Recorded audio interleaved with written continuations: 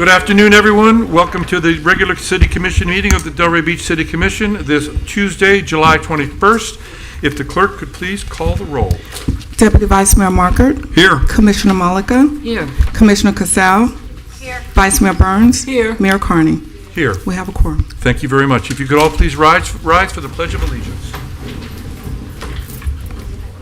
I pledge allegiance to the flag of the United States of America and to the republic for which it stands, one nation, under God, indivisible, with liberty and justice for all. Thank you all very much. Agenda approval. Are there any additions, deletions, substitutions? I would actually like to pull 6D for discussion. 6 who? D, 6, like dog. 6D, as in dog. Yeah. And I don't know how to make it the AA1 or whatever. 7AA. You're going to have to do No, that. it'll be 7AA. But we'll do that. I can do that for you. But we'll make it 7AA. Are there any other items? I had one that I was going Do you need more time to look? to. I do, please. I marked it. 6G, papers are sticking together. Chief Martin is here, correct? Okay. For the fire Chief Martin is here. He will be in a conference Because room, he's the so one he'll making be the here. presentation for 6D. That's why I'm That's making correct. sure he's here. Vice Mayor, would that have been 6G, Community Development Block Grant? Yes, thank you. That's Six- it. I told him. 6G. She did. So we have 6G is now going to be 7BB. Are there any other substitutions, amendments, or? Okay, and then I need a motion to approve. Second. All in favor? Aye. Aye. It's approved. Great. We have a presentation now from our auditors from CBIZ, CPAs. Moises Ariza.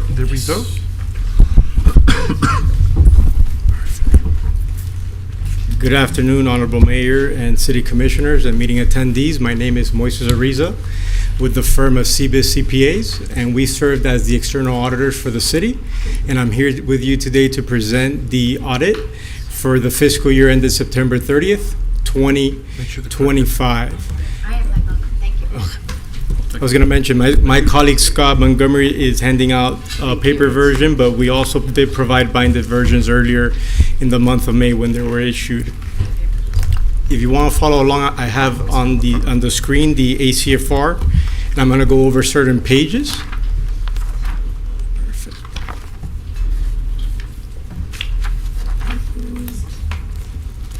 The first one being our independent auditors report, which is on printed page 1. In terms of the auditor's report, we start off by mentioning what we've audited, and as mentioned in our letter, we've audited the financial statements of the City of Delray Beach for the fiscal year ended September 30th, 2025. In the second paragraph that starts off with, in our opinion, that is our conclusion. In terms of a financial external audit, the way we conclude, a CPA firm concludes is by providing an opinion on the financial statements. So as mentioned here, in our opinion, the financial statements are presented fairly in all material respects. The financial position of the governmental activities, business type activities, and the discretely presented component unit, as well as each major fund and the aggregate remaining fund of the City of Delray Beach for the fiscal year ended September 30th, 2025. That is an example of a clean opinion or an unmodified opinion. And that is the only opinion you want to be associated with in terms of a financial external audit. So congratulations. Unqualified, correct? Unqualified. Right. Unqualified. So that is the only opinion the city wants to receive. So congratulations to the elected body, the city manager, and city personnel. This following section of our independent auditors report, which is titled Basis for Opinion, in summary provides the reader a standing of what are the audit standards that we follow. We do follow generally accepted auditing standards, and because we are in the state of Florida, as required by the Florida Auditor General, we are required to follow also government auditing standards. So we do follow two sets of standards. The third section on printed page 1 which is titled Responsibility of Management. That is, what is management of the city responsible for? So I mentioned earlier, we follow auditing standards. What management follows is US GAAP, known as Generally Accepted Accounting Principles. So that's what that section of the document goes into. Following the MD&A, if you want to follow along, I'm now on printed page 4. On printed page 4, you have management's discussion and analysis. This document in front of you is nearly 200 pages. And if you have a chance to read it all, go for it. But if I was to recommend something, I would strongly recommend that you read the management discussion and analysis. The MD&A starts on printed page 4 and takes us to printed page 17. And within these 14 pages, management has summarized the document. And what they do is not only they provide an assessment of current year activity, but the nice thing about the MD&A, if you follow along, is that they provide you qualitative and quantitative information regarding current year activity versus prior year activity. So in essence, these 14 pages summarize the document, and the nice thing about it, it compares current year fiscal year 25 versus fiscal year 24. And they provide the underlying justification or reasoning of why there's change in activity. So again, if I could recommend for you to read an entire section in its entirety, it will be this section. Following the MD&A, I'm going to get to the basic financial statements. The first one being the statement of net position. And this is what is known as a full accrual statement. This starts off with all the assets plus deferred outflows minus your liabilities minus your deferred inflows. That formula equates to net position. In terms of this financial statement, the statement of net position, it may seem like a balance sheet, but it's not a balance sheet because it doesn't have a balanced presentation. It encompasses all long-term assets and long-term liabilities of the city. And in terms of net position, that is the term that we use under government accounting standards for equity. So net position is a term that we use, and as mentioned here, as noted here, the city has a positive equity of $335.3 million for governmental activities, as well as a positive equity of $186.2 million for business type activities. Total equity for the city government-wide is north of $521 million. If you turn the page with me to printed page 19, even though it might not look like it, it is a profit and loss statement under government accounting. A little different from maybe what you expect. Instead of starting off with revenues, we start off with expenses on this column here, the first column.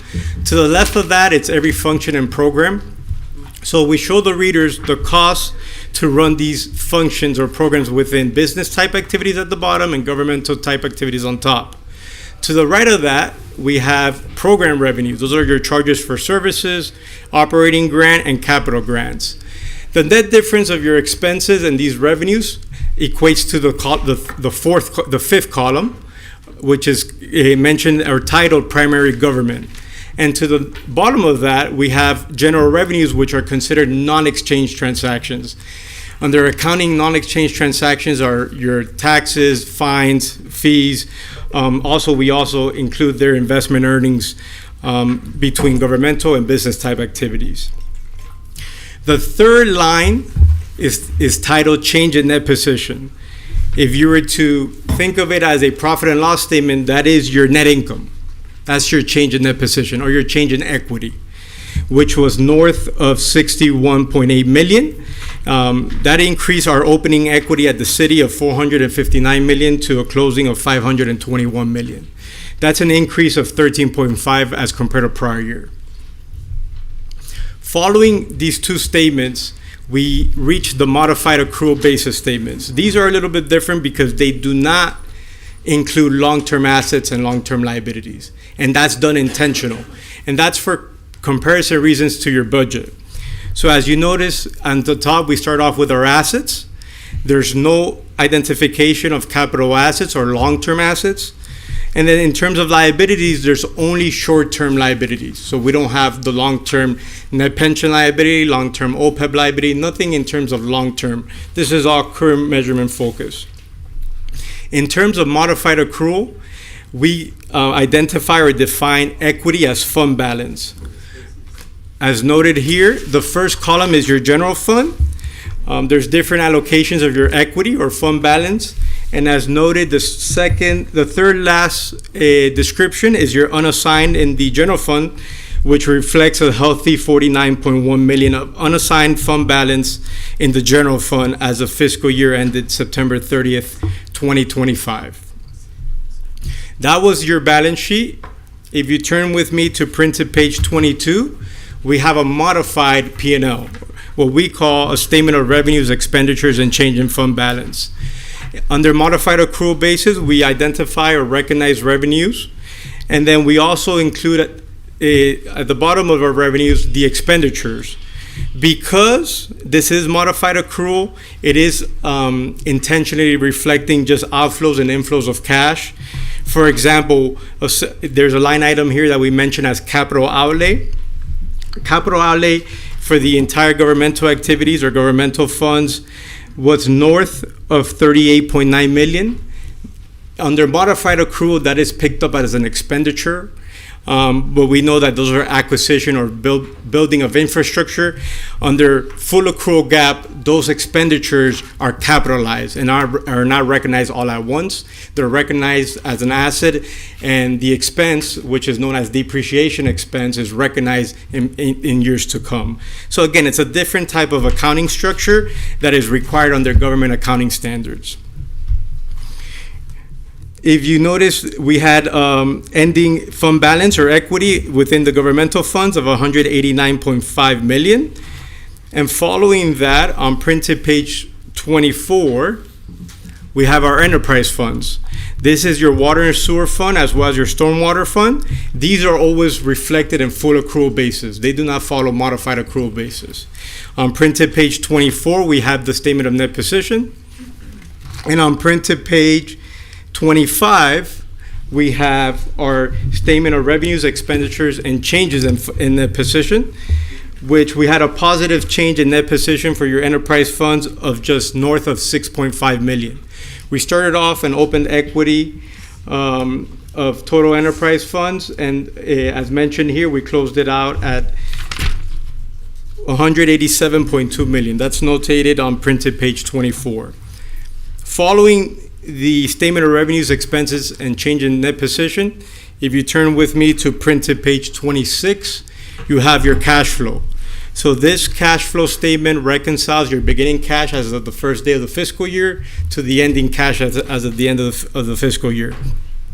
Cash flow statements are only presented for enterprise funds as required by GASB. We separate the activity between operating activity, capital and related financing activity, and investment activity. Following the enterprise funds, we reach the fiduciary funds. That's the term that we use for the pensions.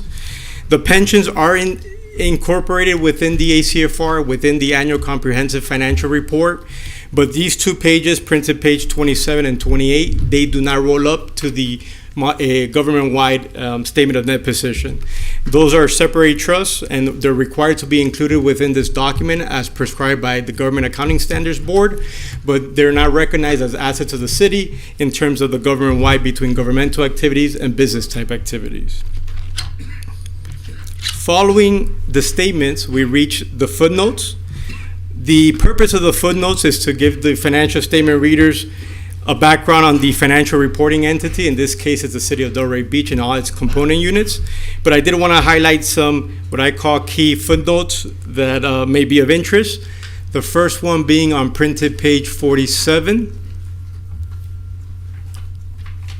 On printed page 47, we provide the readers a snapshot of the investment portfolio of the city.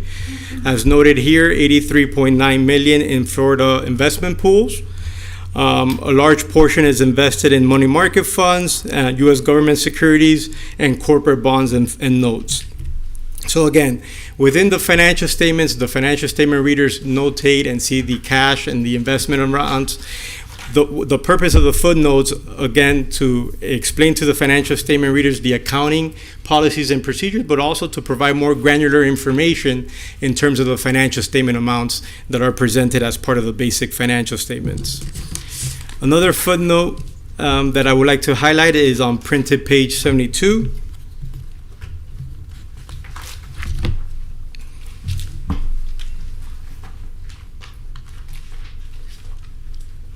On printed page 72, I just want to show the elected body that the city recognized the issuance of $148 million in water and sewer revenue improvement bonds that were issued in September 23rd of 2025. So what we're doing here is recognizing that liability prior to fiscal year end. And if you turn with me to printed page 78, what we do here is we provide the readers, and earlier we mentioned that the city issued this debt. What we do here is we provide the readers a little bit of history of what's the purpose of the issuance of the debt and what is the future debt maturities, meaning how is this debt going to be repaid in future years. So what we provide to the readers is the principal payment and interest payments in years to come. That ties back to the liability. It shows you your principal of $148 million, your interest payments, and all total payments, principal plus interest after payoff in 2055. The other footnote that I wanted to bring your attention to is our subsequent events footnote on printed page 110.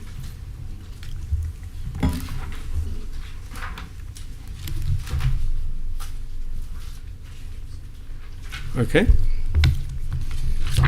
So we want to highlight to the readers, yes, this financial statement is as of fiscal year September 30th, 2025, but we did think it was important to notate that on October 21st, 2025, the city approved by resolution the issuance of $32.1 million of public improvement revenue bonds.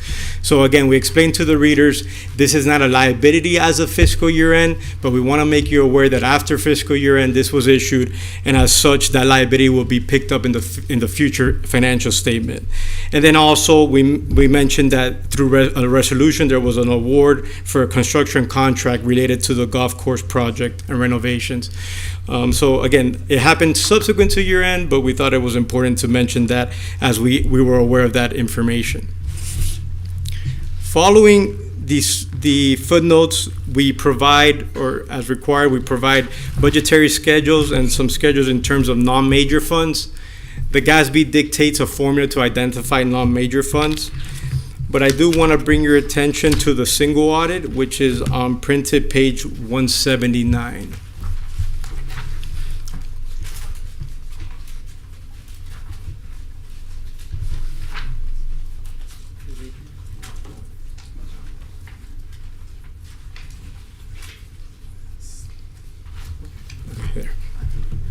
So this is our schedule of expenditures of federal awards for the fiscal year ended September 30th, 2025. And the purpose of this schedule is to show the readers and readers of the financial statements all the federal grants that the city received and expended during the fiscal year, which was a healthy $6.9 million, just shy of $7 million. So just to clarify, these are expenditures. So this only captures grants that were received and expended during the fiscal year. This will not capture a grant that was received or awarded to the city of Delray Beach but was not expended during the fiscal year. So the driver of reporting these amounts is based on expenditure. Why is this important?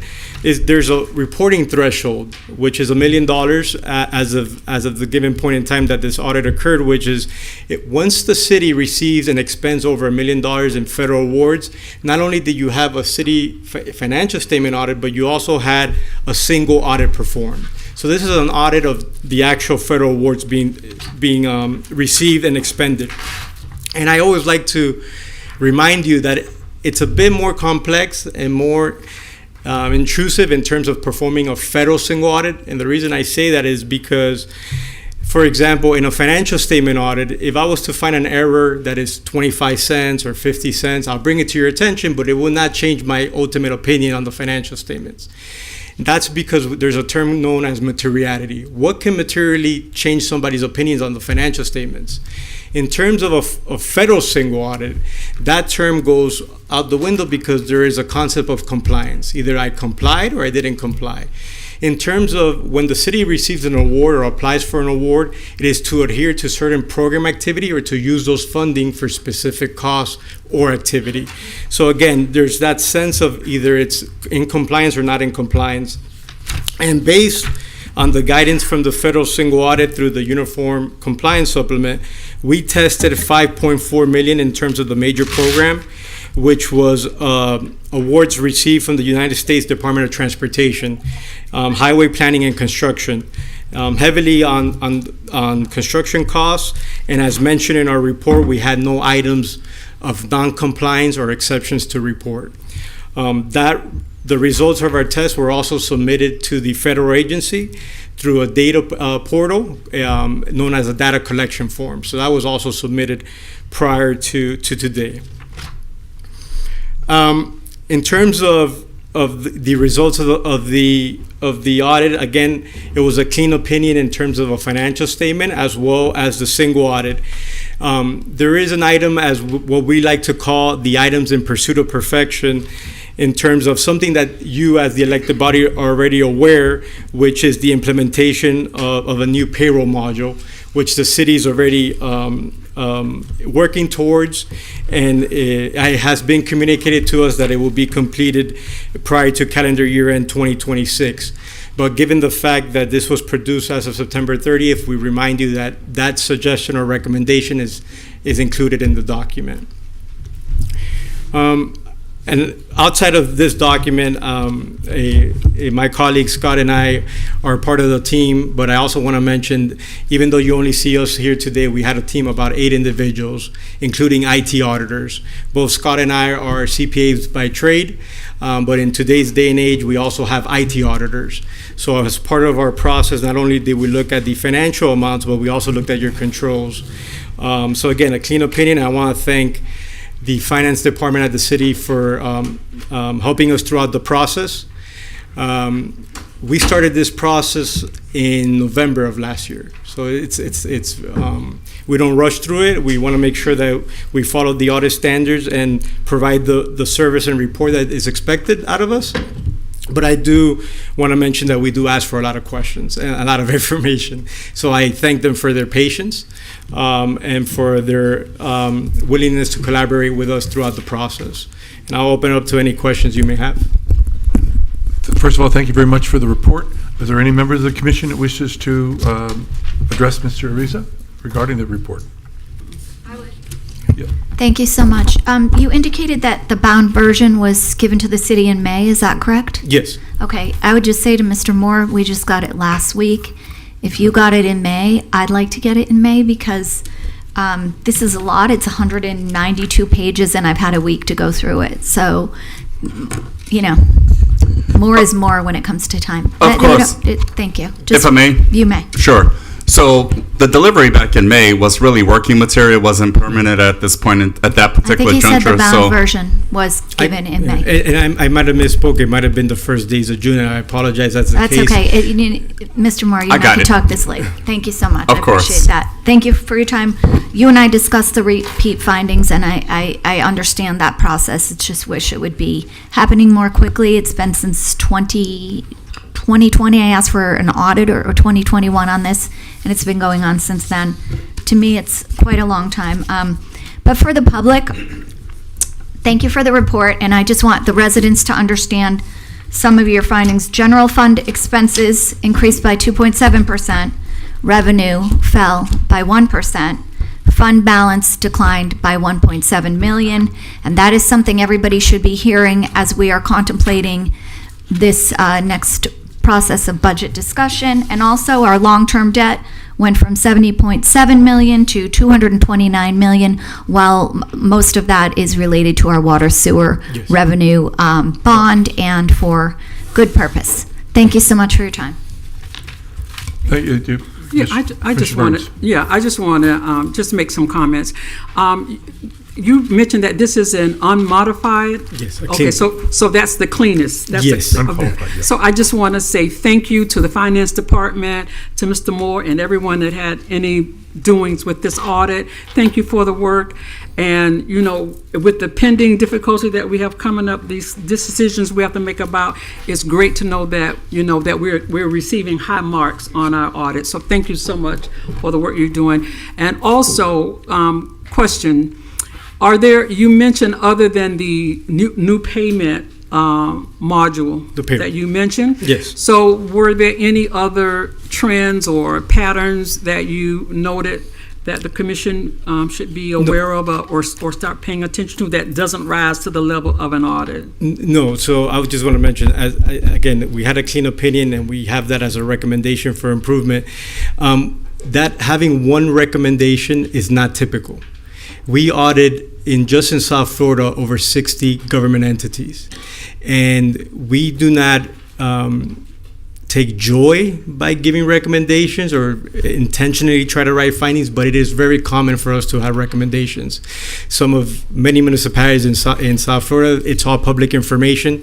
So it is typical to have multiple findings and recommendations. It is not typical to receive a clean opinion with just one recommendation. So again, it's a high remark for the city of Delray Beach. So out of six, we're top. So we're on the top. Okay, I heard you. I heard you. Top dog. Take the win. Take the win. Say yes. I heard Yes. I heard Take the it. win. Thank you. Are there any other comments? Thank you very much, and thanks CBIC for all the hard work, and we appreciate it. Thank you. Thank you very Thank much. you for the opportunity. The audit is accepted with pleasure. Folks, this what it's Okay, comments and inquiries on agenda and non-agenda items from the public. First, the city manager's response to inquiries and highlights. I yield at this time, actually. Okay, now the meeting is open to the public. Any members of the public wishing to comment on any topic or agenda item other than a quasi-judicial items or public hearing item, public will have an opportunity to speak on the quasi-judicial and public hearing items later in the meeting, as those agenda items are called. For public comment, please sign in, make sure you sign in, state your name and zip code for the record. You will have 3 minutes. And I'm turning the gavel over to Commissioner Burns. I have a call I have to make at 5:30. Okay. So you are in charge. Oh, here, just in case the call takes longer than I think. Got the comments, then you approve consent, then you got item 7AA. Really I'm just, failed. thank you. Thank you. I make this big.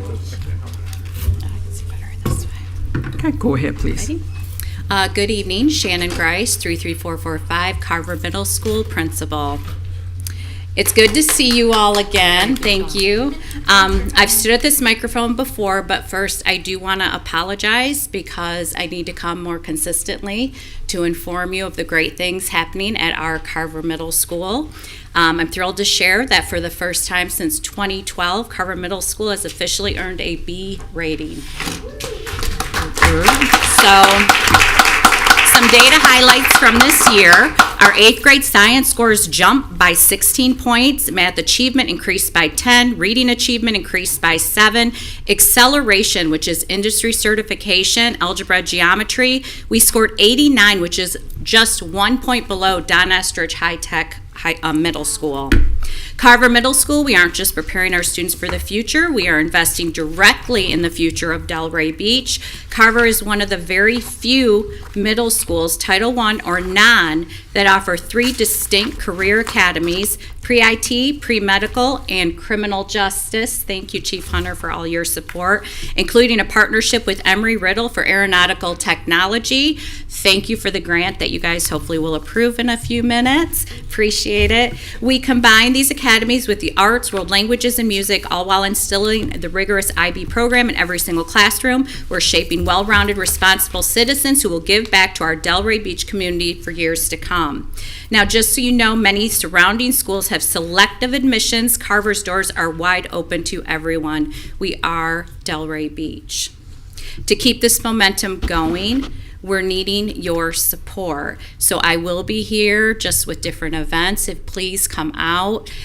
We invite each of you to join us on August 5th for student schedule pickup to meet our incredible families and to come back on August 10th for the first day of school to greet our students as they walk through the doors. I have flyers. I'm not sure if I can just give them to you guys. Okay. And you can contact me. Again, you will see more of me or my leadership team, and go Eagles.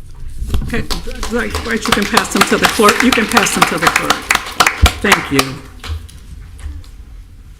Commissioners, my name is Gary Leopoulos. Address is 1021 Northwest 5th Avenue, Delray Beach.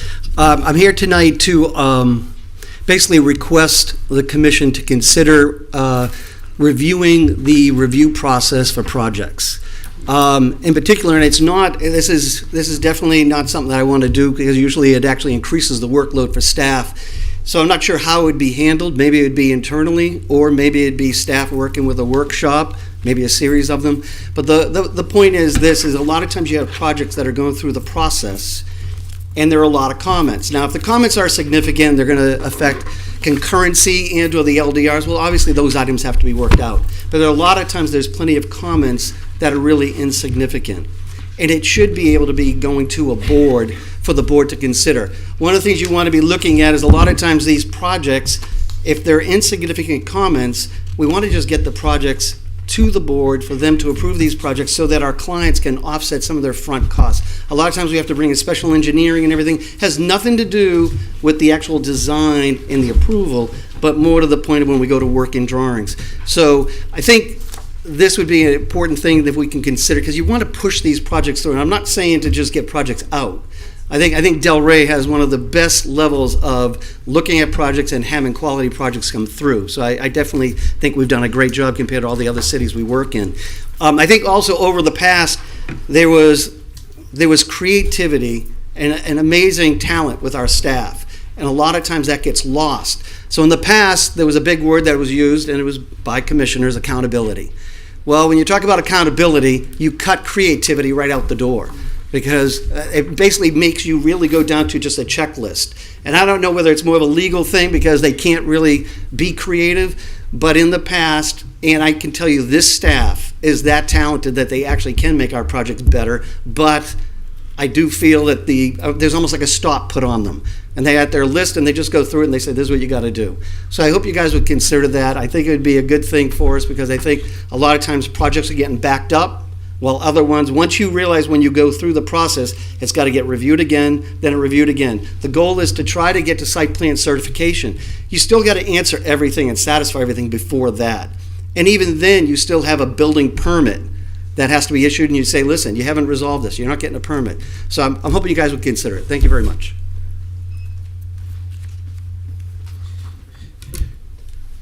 Good evening, Daniel Rose, 33444. I was actually able to make it tonight. I have some really good people in my life that understand how important today's meeting is. I spoke with Albert Richwagon. He's in Canada, and I wanted to bring up a few things with him that he wanted me to express. Apparently, there's a letter that was sent to him by Mr. Mayo's attorney telling him how much Mr. Mayo admires him and everything else, and wants to get an easement on his parking against Albert's property. But for the last 2 years, maybe more, this thing has never ended. I know you gave 90 days. We're at 108 days, 120 days. We've been subjected to reckless defamatory posts, malice, harassment, vandalism, gaslighting, doxing, and threats. One customer, I don't know if you're aware or not, I have his photos, threatened to shoot Albert when he asked him to move his vehicle. I know from my personal experience, I have a new venture I'm starting, hopefully September. We're just working on some things. I had to do everything I needed to do to get a BTR. I even bought things and spent money on things I didn't need at this time in order to go through the paperwork. And I do have my BTR, and I'm in compliance with the city on that. I didn't just open it up, which it's a very high-end venture. I basically could have opened up the day I decided to do it, made my money, i.e. what he's doing, and just ignored you guys and played this game where you've been generous enough to give 90 days here and whatever else. It's enough already. I did it the right way. I followed the rules. So with this letter, I mean, Albert's response is his customers park there everywhere. I mean, on the weekends, they move his cones and park there. And his customers have destroyed his Google reviews. I mean, they've left negative reviews. They did it to me, and they all got deleted, thankfully, if you know the right people. They did it to me. That's their retaliation, their threats, their intimidation. It's been more than 90 days. It's been 2 years. Nothing's done. The fact on Friday he decided to put something in at the last minute, I mean, you know, it's just wrong. It's time for him to be held accountable. He should have done that parking thing in April, not July 18th. You know, I've had 2 instances of vandalism, and they're subculture related. All my no parking signs were destroyed in favor of subculture protest signs. Please do something. It just never ends. And I'll leave you with this. I actually don't really talk about my law practice that much. I actually have a case in the 4th DCA that is a written opinion that I won, and it dealt with the default of a court hearing. and the DCA sided with me. I had a case against a lawyer for my client, and the lawyer kept asking for more time, kind of like in this case. And, you know, he got 90 days, he got this, he got that, and then he finally got defaulted. I got my final judgment. So they came up with a 3-pronged test, which is due diligence, excusable neglect, and meritorious defense. So in this case, is 108 days to file something considered due diligence, you know, moving fast. If you get a default, the court's like, you got to move like expeditiously and do something in the first few days to show us that, you know, you meant something. It's not excusable neglect that he waited 108 days to give you guys something. And then again, meritorious defense, he's done nothing. He's made all the money he can make in 3 months. All the revenue, events, the customers park everywhere. It's enough. Please do something. Thank you. I'm out of time. I'm sorry. Was there a question or something? No, I was just saying, I was thanking you for your comments. Oh, I appreciate it. Thank you.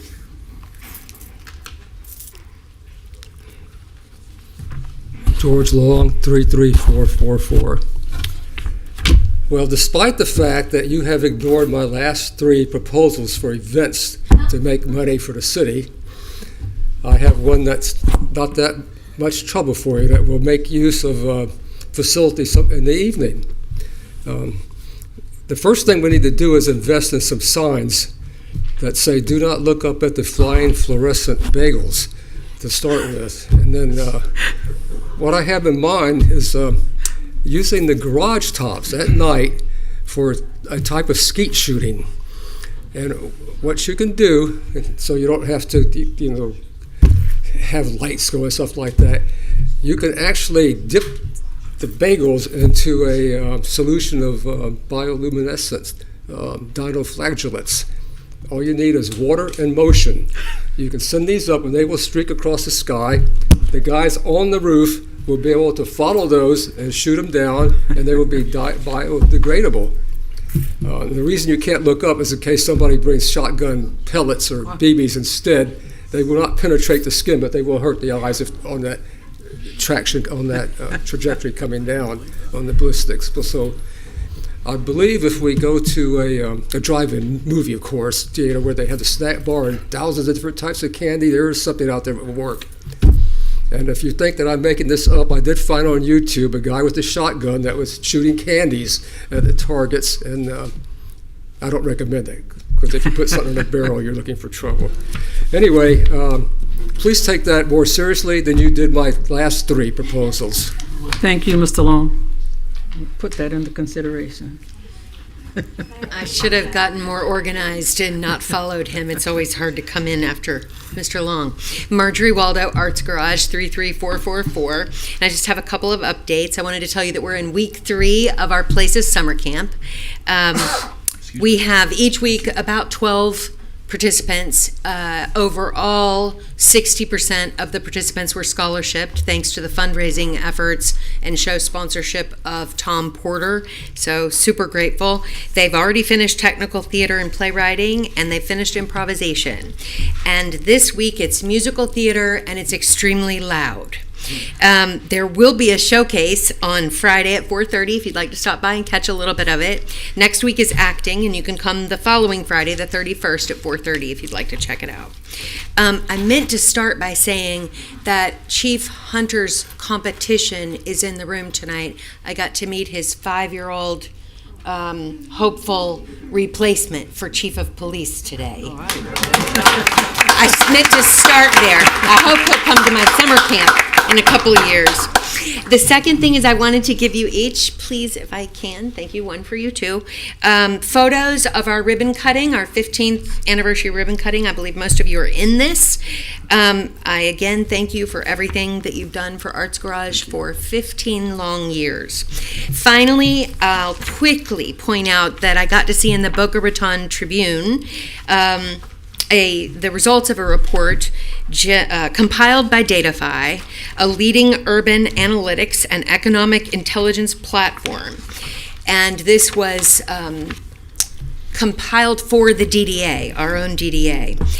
The downtown Delray Beach, I should have had a glass of wine first. Downtown Delray Beach attracted more than 9.3 million visitors and generated approximately $130 million in credit card spending during the year, underscoring the district's position as one of South Florida's premier dining, shopping, entertainment, and cultural destinations.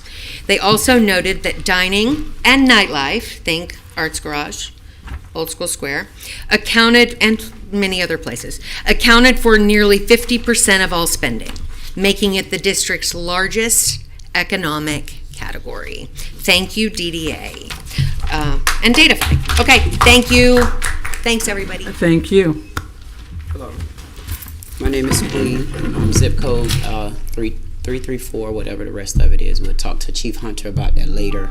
I just wanted to step up to the podium and say I did hear about what happened with the mayor and his $600 million Ponzi scheme. Having something like that hit our Delray Beach community and not be made aware of it, especially, and we had a meeting about him on last Tuesday. It was really intriguing to see that that wasn't something that should have been announced.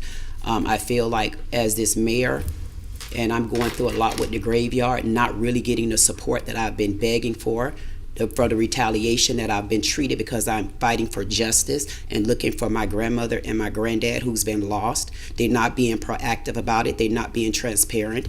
We had Sambrella here last week, and he didn't tell the truth. He Photoshop videos and Photoshop pictures. If anybody have been out to the graveyard, I'm sure you do not feel comfortable walking out there. So if we have a city employee director of Parks and Recreation that can come and sit in front of the commissioner, the more that he should report to city attorney that's supposed to sign off on papers, how could I trust if he would come and not tell the truth? The commissioner asked him, will you have professionals out there looking at those tombs? He said, yes, we're looking, but it's expensive. But the next morning I went to the graveyard, they had already had people touching the tombs. They've been scraping them. They've knocked out the name. I don't know where the nameplate that was on that particular tomb is at. And for everyone to sit around the city attorney, the city manager, the mayor, I can't put you all in it because I'm not sure. For them to sit around and act like they didn't know, I feel like that is not being honest with the community. And then to see that the mayor is a part of a Ponzi scheme, $600 million, y'all know that's the history of Delray. I don't think we ever had that before. We need to put that in the Delray books. But what I would like is for him not to be a part of any budgeting when it comes to that graveyard. You can do whatever you want to do to the cemetery except my part of the cemetery. But that graveyard, why would he be a part of the budgeting? Why would he be one making decisions? Why would he be one telling someone yes, no? He shouldn't be a part of that. He's in the middle of a $600 million Ponzi scheme, and it's related to real estate. The land out there to that graveyard is for real estate. And I feel like we should not have him on any type of budget decision, especially if it's running in a conflict of interest with me, with my parents being missing from out there. He would not lead me down the right road, because if he's been a realtor all of this time, I'm sure he's been to the graveyard, and he knew before today, he knew before last week that that graveyard is not in a condition for people to even be visiting, especially if you're someone with immune deficiency, especially if you're someone in a wheelchair. That ADA compliance grievance that whoever DeAndre is sent back to me with that have answer, we need it changed. Right. I don't want him on any budgeting, and we need a budget for the graveyard. Okay, I don't trust him, and I need to do whatever it takes to get him off these cases. Things may not look like they're moving, but we are moving forward with all of your concerns on the graveyard. Thank you. Next. Chris Jensen, Delray resident, 33445. I see some familiar faces here today. I just wanted to offer some public comments because I understand the millage and the DDA are on the agenda. So just as a resident of Delray and also as a business operator in downtown Delray, I just wanted to share a few comments. As a resident, my family and I have enjoyed being able to participate in different events. Most recently, my wife was very gracious that she thought I wasn't going to run with the chief, but I ran with the chief. So that's a recent example of something that's very enjoyable for the family, and I got to see City Manager Moore's family there as well, which was enjoyable. So that's a good example as a resident of things that we really enjoy and appreciate in downtown Delray. As a business operator, we run a business called Let's Talk Mortgages, but the way that we approach our business is we care a lot about charities, and so really with the support and encouragement from the DDA in the last 2 years, we tend to do 1 or 2 charity events a year. They're always revolved around something in our back parking lot. We're next door to the Seagate there. The 1 year we did a self-defense course for female realtors. We've done a toy drive where we raised 200 toys for 4Kids, which is a foster care program here locally in Palm Beach County. And then even most recently, we raised several $1,000s for the YMCA up in Boynton, all through an event that we did in our back alley. And most recently, we did an event that was geared towards a charity program called City House in Delray, where they house single mothers and their children to try and keep families together. Typically, women who are coming out of domestic violence or homelessness, and the goal is to prevent foster care from having to intervene and keeping families intact. So we had a charity event for them, but more importantly, it was a family event where we had a magician, we had a K-pop band, we had bounce houses, we had sports challenges, we had just a whole slew of things, and that wouldn't be possible without the support and encouragement for the DDA, because they helped us. We partnered with the Seagate, so we helped contract with the Seagate to do parking. We helped steer business to different businesses that were ancillary to what we were doing. But I share all that because we really are enjoying and pretty deliberate about taking ownership of being a downtown Delray business. So for what it's worth, that's all encouraging stuff. And I know there's heavy stuff to deal with, but this has been a very good, enjoyable ride. So I want to say thank you. Thank you. Good evening, Madam Vice Mayor, Honorable Delray Beach City Commission, City Manager, City Attorney. My name is Neil Schiller, Government Law Group, 137 Northwest 1st Avenue, representing tonight Ultra Luxury Townhomes, LLC. I'm here tonight asking this body to move to reconsider the denial of the applications for the 47 townhomes on North Federal Highway from last week. As I've outlined in my letter this afternoon, we're asking for this reconsideration based on the performance standard that was expressed, the conditional use that, if approved, can be conditioned to make the project more compatible with surrounding properties, and a third issue, which I just reviewed the economic development presentation. Page 7 of that economic development presentation says North Federal provides the opportunity for smaller, high-touch firms and talent-oriented residential infill, which is what my client aims to provide. If we do have the chance to come back, we will make a salient, concise presentation and proffer conditions of approval that make the project a little bit more compatible. And we hope that somebody will make a motion later in this meeting and that you will support it. Thank you. Thank you. Actually, Vice Mayor, Yes. because the mayor's not here, if somebody wanted to undertake that now, just for purposes of efficiency, you could do that now if you wanted to. I know it's a little bit out of order. I don't know if anyone's inclined to make that motion, but if you are, only because he's not here right now, it might be easier. Okay, thank you. So I'll pass the gavel to our Deputy Vice Mayor, and then I will make that motion. So I'd like to make a motion to reconsider the denial of the ultra luxury townhomes from our last week. Can I get a second? Second. Yes. Technically, he's supposed to say that. So What? if you need discussion, you can have a discussion, or if you want to just call the roll, Deputy Vice Mayor, you can do that as well. Okay. Could we call the roll, Madam Clerk? Wait, let's have a little discussion. This is Fair enough. highly unusual.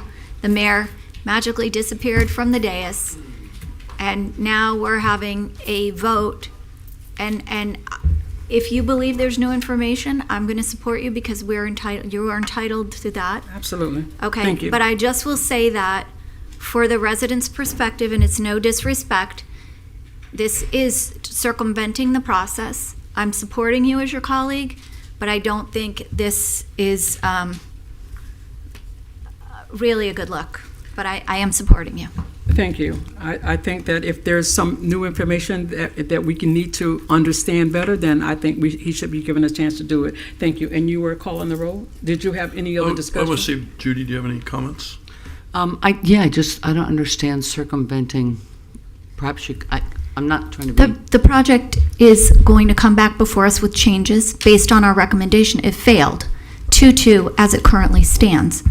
For the record, it's not coming back with changes. Mr. Schiller is very aware that what was presented to you is going to be presented again with whatever new evidence he's discovered that potentially could change your opinion. But there are not going to be any changes to the site plan. There's not going to be any changes to what the waivers. So we'll be voting on the exact same thing. He's going to. Okay, that's clear. He can have the ability to bring new evidence, but it's not going to be any changes. Otherwise, it will be a new process, which will go right. before And the planning in my zoning board. discussion, I thought that there was going to be.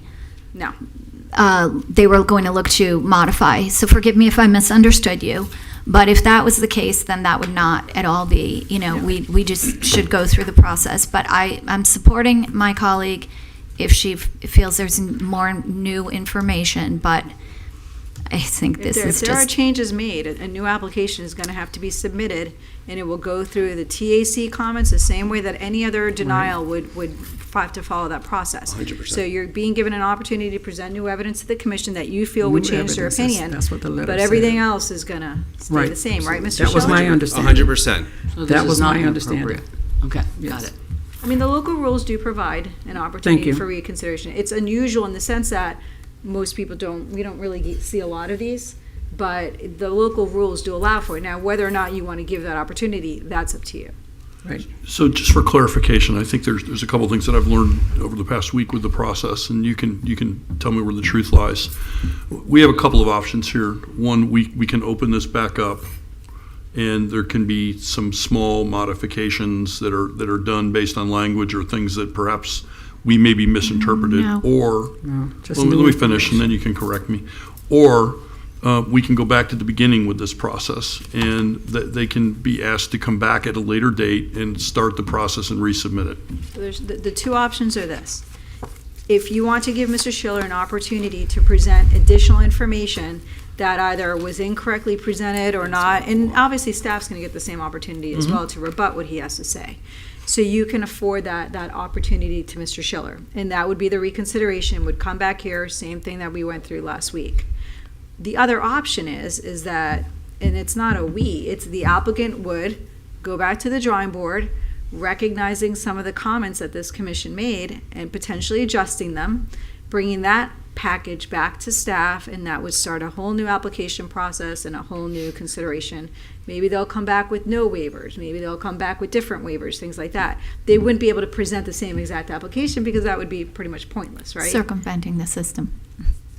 I think that's strong, but I think that if you feel that based on Mr. Schiller's correspondence to you, that there's something that you want to explore because you feel that maybe there's some credence to it, or you want to, be able to meet with staff and understand that better, you have that opportunity.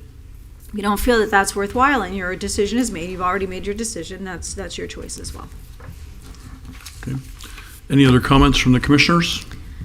I have respect for Mr. Schiller and my colleagues, so I will hear what is presented, but I fear that the public is going to view this as highly unusual, and unfortunately, the project involves an individual who's relative, or one of our colleagues' relatives, so I'm concerned, but... Ms. Burns, any further comments? I'm ready. I'm in favor. Vote. Okay. May I hear a motion, please? Well, The motion call has roll. already been made. We're at a vote. It's been, yeah. Call the roll.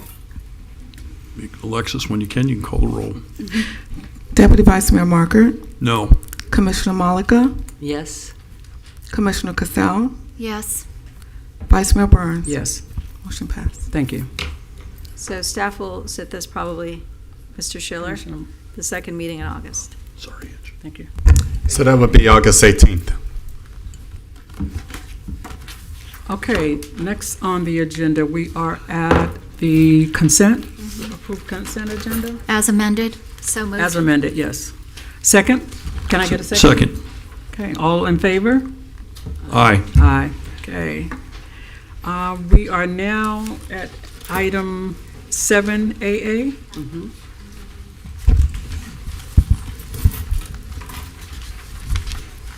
Which was formerly 6D. Right. Well, good evening. For the record, Ron Martin, Fire Rescue Chief. What you have before you this evening is a request to add additional purchasing authority to an existing city contract. These types of approvals don't get to your level without a series of review. We work in conjunction with our procurement department.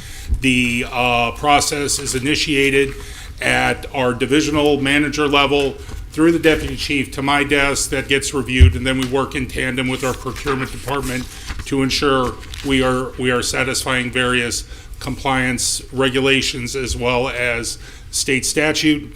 What we're looking to do is expensing already budgeted funds of an excess of $100,000. We have just reached the purchasing limit of the contract, so we need your approval to add the additional spending authority to the contract in order for us to execute the purchase. The purchase of this equipment is for some routine consumables related to vehicle extrication, as well as some of our cutters and spreaders for our fire rescue fleet. Thank you. I actually pulled this because I just wanted to understand, that's not coming from your already budgeted items. You're asking for extra money, correct? We're asking for additional spending authority. The funds are already within the fire rescue budget. Just in order to expense on this contract, we need the additional spending authority from the commission to add this $100,000 of spending authority to the existing contract in order for us to execute the purchase. The budget is available. We're simply asking for commission's permission. Thank you. It's like asking for a credit limit increase, essentially, on your credit card. Okay, as long as I don't have to write the check. You know, we have the money. Thank you so much. Any other questions that I may ask? Technically, you can. I'll make a motion to approve additional spending on agreement P2024-007-I. I think that's an I. Okay. I'll second. All in favor? Aye. Aye. Thank you all. The next item is 7A. Formerly. The next item is actually 7BB, formerly 6G, Community Development Block Grant Annual Action Plan for fiscal year 2026-2027. Thank you, Mr. Moore. You're welcome, ma'am.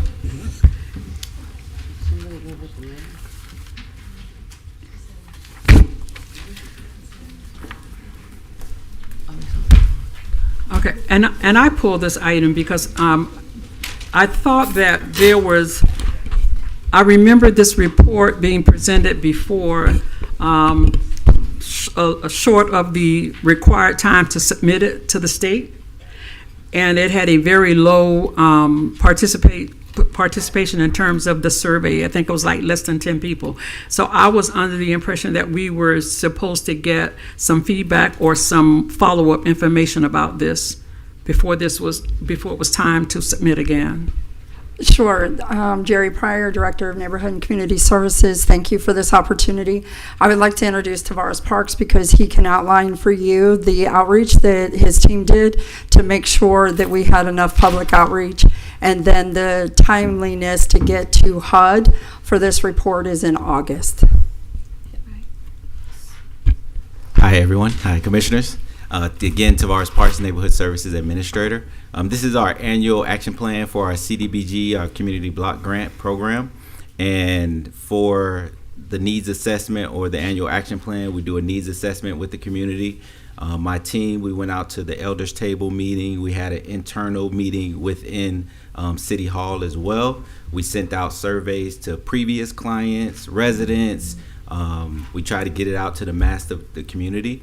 Thus far, unfortunately, we've only received 29 surveys back. However, we're keeping it open until our due date to submit to HUD. So we're approving this tonight, but you're keeping it open? We want to keep the surveys open so we can receive as many as possible. Okay. Has there been any consideration as to an alternate way to get participation in this kind of thing? Like 29 is more than 10. However, is there any kind of consideration as to a different way to get participation and not just a survey? Because if you're just sending it in an email or whatever, people tend to not open this kind of stuff. So we also have a resource fair coming up this Saturday at the Neighborhood Resource Center. We plan to have residents that come out and participate in the resource fair to complete the survey there as well. So that a way to engage more residents and community members. And so how are you marketing the resource fair? Do We have people it know on- about it?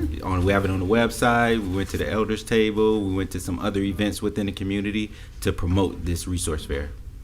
Okay. May I ask, what other events did you go to? In terms of You said we went to the elders table and other community events. What other community events? the homeless task force, they always have a meeting that we attend as well, and we try to pass out flyers and have them email out. So our blasts, partners that, okay. Yes, ma'am. That's good. Thank you. So participation in this, the resource fair that's coming up, Yes, what's the I mean, I know that you probably weren't here at the last one, but do you have any records as to how many people attend this? What's the attendance like? Well, the Neighborhood Resource Fair, from Yeah. my understanding, occurred in the springtime of last year. Okay. So this is the first time that it's over the summer. And during that time, there wasn't any outreach on the CDBG program during that event. But no, Last year, I'm asking so the attendance. I don't have that answer for you, but I can find out for you. All right, thank you. Any other questions about this item? No. Okay. Motion to approve Community Development Block Grant Annual Action Plan 2026-27. Can I get a second? Second. All in favor? Aye. Aye. Okay. Thank you. Are we at the We should regular? take a break and let the mayor come for this part, right? We're at 7A. Well, he said he had a phone call. I know, but we're going to discuss the millage rate Okay. without him. So, sure, we'll take a break and check on the mayor, see if he's finished his phone Well, call. we need to tell the audience how long a break we're taking. Well, let's take 5 minutes? 5 minutes, we'll take a 5-minute break. So we'll resume at 6:10. Yeah. All right, who wants to check on the mayor, please? You can do that. I already got him.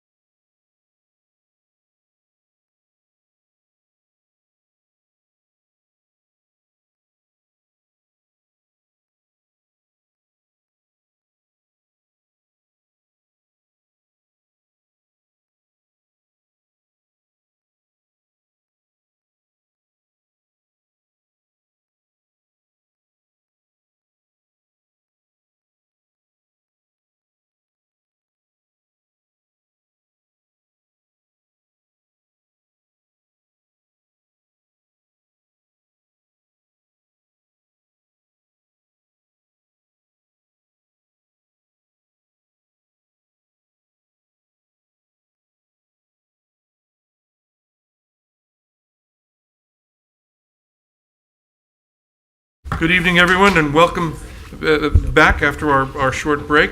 We are now on item 7A of the regular agenda, fiscal year 26-27 proposed millage rate. CFO Henry Dakowitz will make the presentation.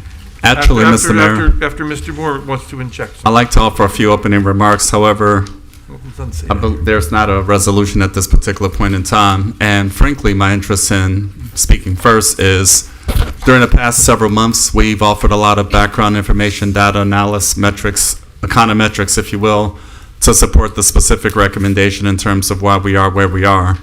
So the millage rate, operating millage rate proposal of 6.4371 mils is based on a principle of the City of Delray Beach's desire to maintain levels of service and to some extent expand it. We had a fairly robust discussion devoted to last week's workshop meeting to outline this particular path forward. And of course, you've also had an opportunity to listen to Mr. Arliza from CBIZ relative to aggregate financial health in this regard. So as we proceed forward, the opportunity for finalization to this effect will take place throughout the month of September. So public hearings the month of September to include September 8th and September 22nd. But again, much work has been accomplished. All the commitments we've made to provide you with background information, data, the zero-based budgeting piece, I think a lot has been accomplished to help us get us to this particular place and position. Chief Financial Officer Henry Dakowitz is, of course, available to address any specific questions or outstanding observations you all may wish to offer at this time. But again, given all the work going back to March, really, here we are in July, I think the recommendations speak well.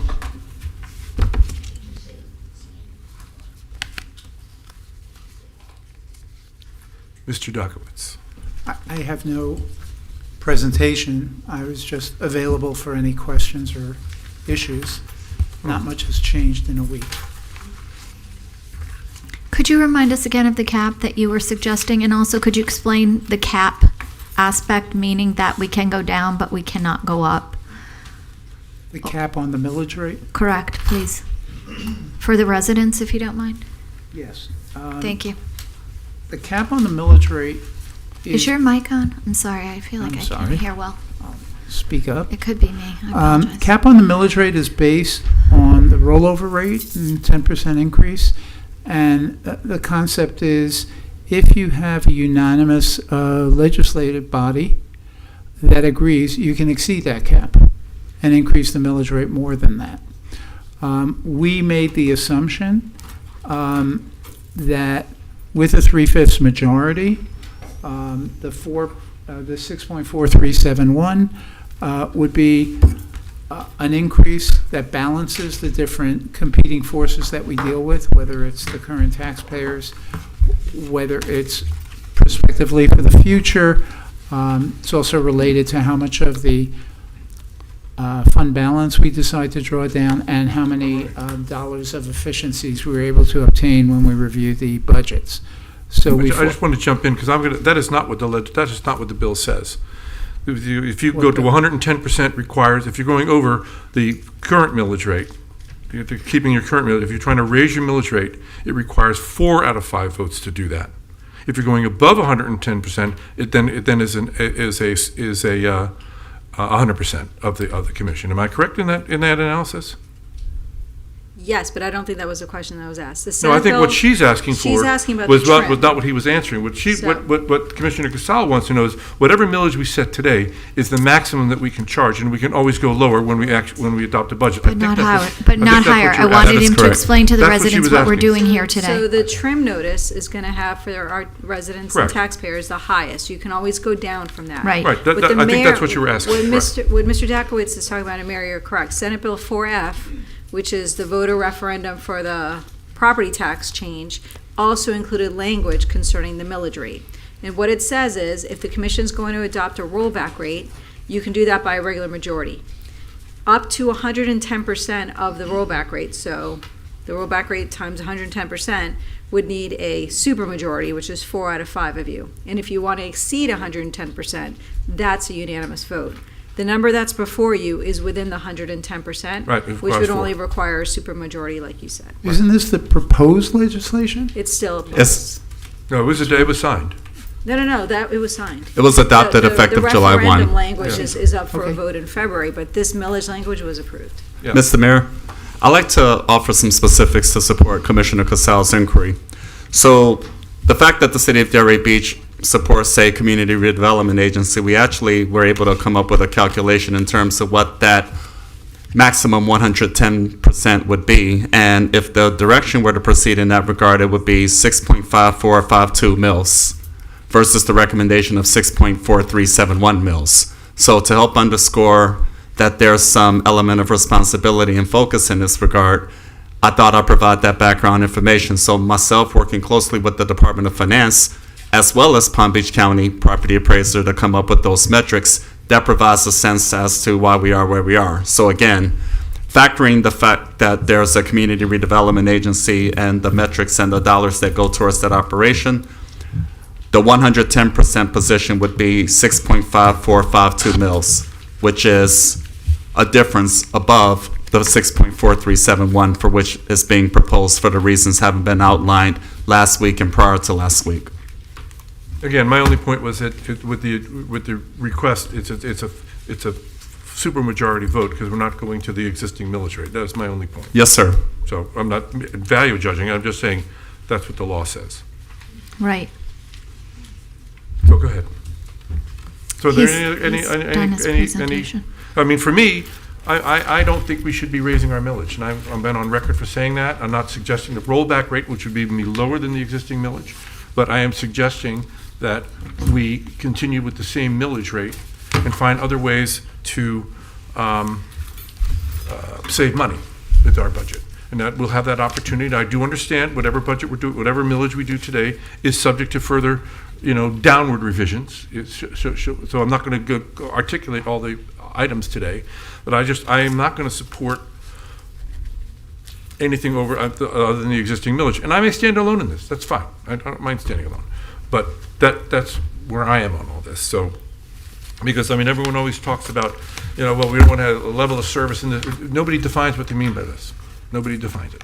Well, so it's, there's a lot of different ways that we can save money in the budget, which we're going to get to. So I'm hoping whatever millage we adopt, if it's over the current millage, that we at least address that. There've been a lot of, I've been watching online, I'm getting all these comments from all these people online about, we scrutinizing overtime, delaying non-essential new hires, deferring non-critical capital purchases, consolidating administrative functions. There's a whole litany of stuff that they have been writing, all of which are great ideas, which we're going to get to, I guess, when we start to sharpen our pencils. And much of that work has been done, as we've explained, along the way via the zero-based budgeting format. A lot has been accomplished, but again, we're going to disagree on whether or not it was a pure zero-based budgeting. You yourself said it's a modified zero-based budgeting. I said it was an update, and I did. It is I do not it's dispute not a that, pure Mr. Mayor. zero-based budgeting. It's But not a pure zero-based budgeting. in addition to that tool, much work has been accomplished to get us to where we Not need to suggesting be. it hasn't. So, I'm just with suggesting there's in a all lot of areas fairness, where we can still save, and we should try to save and not overburden the taxpayers who are going to Mr. be Mayor, overburdened enough. if I may please, through the course of any fiscal year, we always strive to accomplish that. Focus on the presentation that was offered by CBS as far as our overall financial well-being. There are significant outcomes above and beyond what was budgeted in terms of revenue and financial position. So I feel the need to clarify for the record and publicly that it's a continuous process. That's much work to be done. I am fairly conservative and responsible in this regard. We talked a lot about the municipal rate of inflation, the index, et cetera. We provided a lot of background and data, and municipalities, we provide the services, we provide the direct point of contact, and we are adversely impacted just as well. So we struck every balance, and we will continue to do so. Everybody's going to be adversely impacted. And look, I just think that we do the process wrong.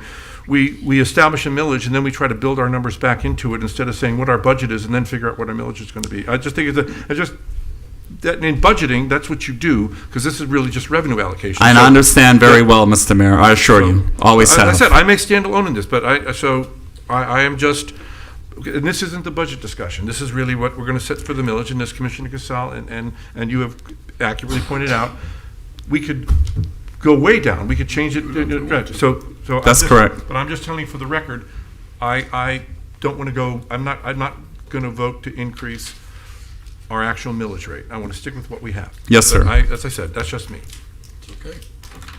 Could I, if I may? Are we going to Absolutely, speak? yeah, sure. Thank you.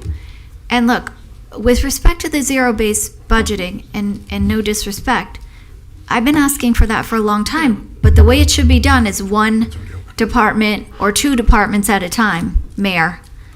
You wanted all the departments across the board done. We didn't have the staff, the resources, or really the time to do a project of that size to do it correctly. If you want it done correctly, you take one large department and one medium-sized department annually and you do them on a cycle. That's how it should be done. As we sit here today, we are where we are, and scrutinizing overtime, we've been doing that. I mean, I think the fire chief, when he came in, the overtime was so excessive. The whole reason why we were changing the shifts was to stop the overtime. So to say that we haven't been doing those things, we're talking all the time about revenues, but we can't be here at tax time having that same conversation about, well, we need to do this, we need to do that. This is the stuff you need to see happening well before we're even at the table having the tax conversation. Well, it was 5 months ago when we talked about the zero-based budget, so we can argue whether or not that was sufficient time at another time, because right now we're just doing Look, here's what I say. We all have the desire to reduce the millage rate, especially after years of rising property values, but our responsibility is not just to balance this year's budget. It's to make sure that our city remains financially strong in years to come. We have our revenues, our expenses are consistently annually outpacing our revenues. We are consistently pulling down from our reserves and unfund balance in amounts that leave it teeter-tottering between the 21 and 25. The city's financial report shows that while our overall position is improved, our unrestricted reserves again are declining. Our long-term obligations have increased. I discussed that earlier. Yep. We continue and we want to invest in our critical infrastructure. Well, no And question, at but the you're same making my time- point as to why we should be looking at cutting our expenses. Okay, Thank you for may making I my finish? Thank you. You're welcome, Mayor. I'm glad to help you. But at the same time, our costs of providing our essential services, from public safety, we're just in that meeting talking about the fire contract, to the parks, to the roads, to the lift stations that drain our water in all the areas that are flooding in our city.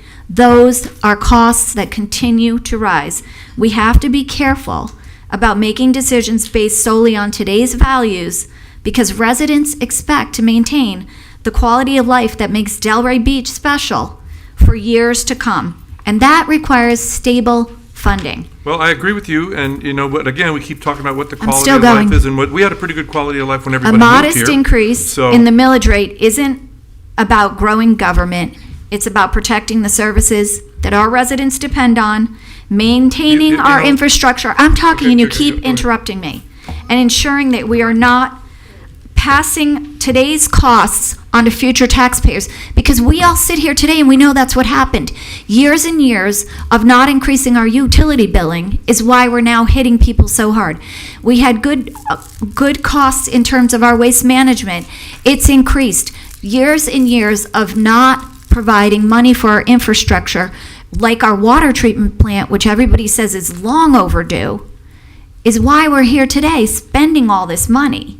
But I would rather make smart investments today than find ourselves cutting services tomorrow, because our job here is to strike the right balance between what's affordable, what is long-term fiscally responsible. And Great commission speech. cuts, But savings are small. getting expenses under control is the I'm not done. most fiscally responsible thing we You're can right, do. but you Getting haven't done one expenses thing under to do control. that. In the last 2 years that you sat up here, all you did is critique us, and you didn't provide any solid reasons or reductions. But commission cuts, maybe savings are small today, but the costs are going to be very high in the future. Well, again, we can all argue what you mean by services, and we seem to define services. stopped paving our by roads. hiring more people. We or doing didn't do something our road program for years, and everyone complains Look, about paving. I think And the we second need to be you get looking a at additional complaint- sources of revenue. We You're need to the be looking at charging for Mayor, things that we're not excuse charging me. for. We're looking The for a lot of second different- you get a complaint, you're calling the city and asking everybody to circle the wagons and fix the problem. That's what the money is for. Right. Well, yeah, again, we can agree, look, right now, we're just trying to set the millage. We can have these budget discussions in a very spirited manner when we get there. So, I'd like right now, go ahead, yes, please. A couple things I'd like to say, and I apologize, I have a hard time not wearing my corporate CEO hat when I get up here. Every year we went through the same thing in the Fortune 5000 world, and the one thing that I want to be able to see when we get to the end of this process is if we are going to make cuts, what exactly are those cuts? What does it mean? And that, if I was sitting in the audience, that's a question I'd be asking today. Does that mean our roads aren't going to get fixed? Does that mean the water treatment plant isn't going to happen? Does it mean we're not going to make improvements to the cemetery? It's easy to sit up here and say no increase. And that's always very popular. However, we have a city that's doing really well right now. We are. Our property values are growing. People are moving here. They want to live here. We're doing some things right. We are investing in some bigger projects right now. The water treatment plant, which Commissioner Casal brought up, that probably should have been done 7-8 years ago. It didn't. Okay. We took that on, and we're paying for that now. But you know what? In 2 years, we're going to have beautiful, clean water, and that's going to be another reason why people are going to want to come to Delray. It's another reason why our property values will continue to trend up. I mentioned in last week's meeting, I am dead set against digging into the reserves. That scares the death out of me. I mentioned it last week. I spent a lot of time in Washington. FEMA is not going to be there if we have a disaster, and God forbid we do. We got to have the money. Where's it going to come from? We have to be smart about that. And I want to be careful up here as a commission that we don't defer other bigger projects like has been done in the past. That's not good. I wouldn't allow it to be done in companies I ran. I don't think we should be doing it up here. However, let's get a list of what we're going to cut so that we can all look at it and say, yeah, I can live without this project, and I can live without this project, and I can live without this project. And then we can all make an intelligent decision. But until then, I think that we should hold to the 6.4371 number as our ceiling. And if we think we can lower that number comfortably, then I think we should look at it. But do it through a lens, and I'll help you with it, Mr. Moore. Do it through a lens so that we can explain to everybody what it means. Just kind of like the budget that we all run at home. And if we can do that, I think we're going to be fine. Commissioner Malika. No comments. Or Commissioner Burns. I'll save my comments through budget discussion time. Then I need a motion for the proposed millage rate. So moved.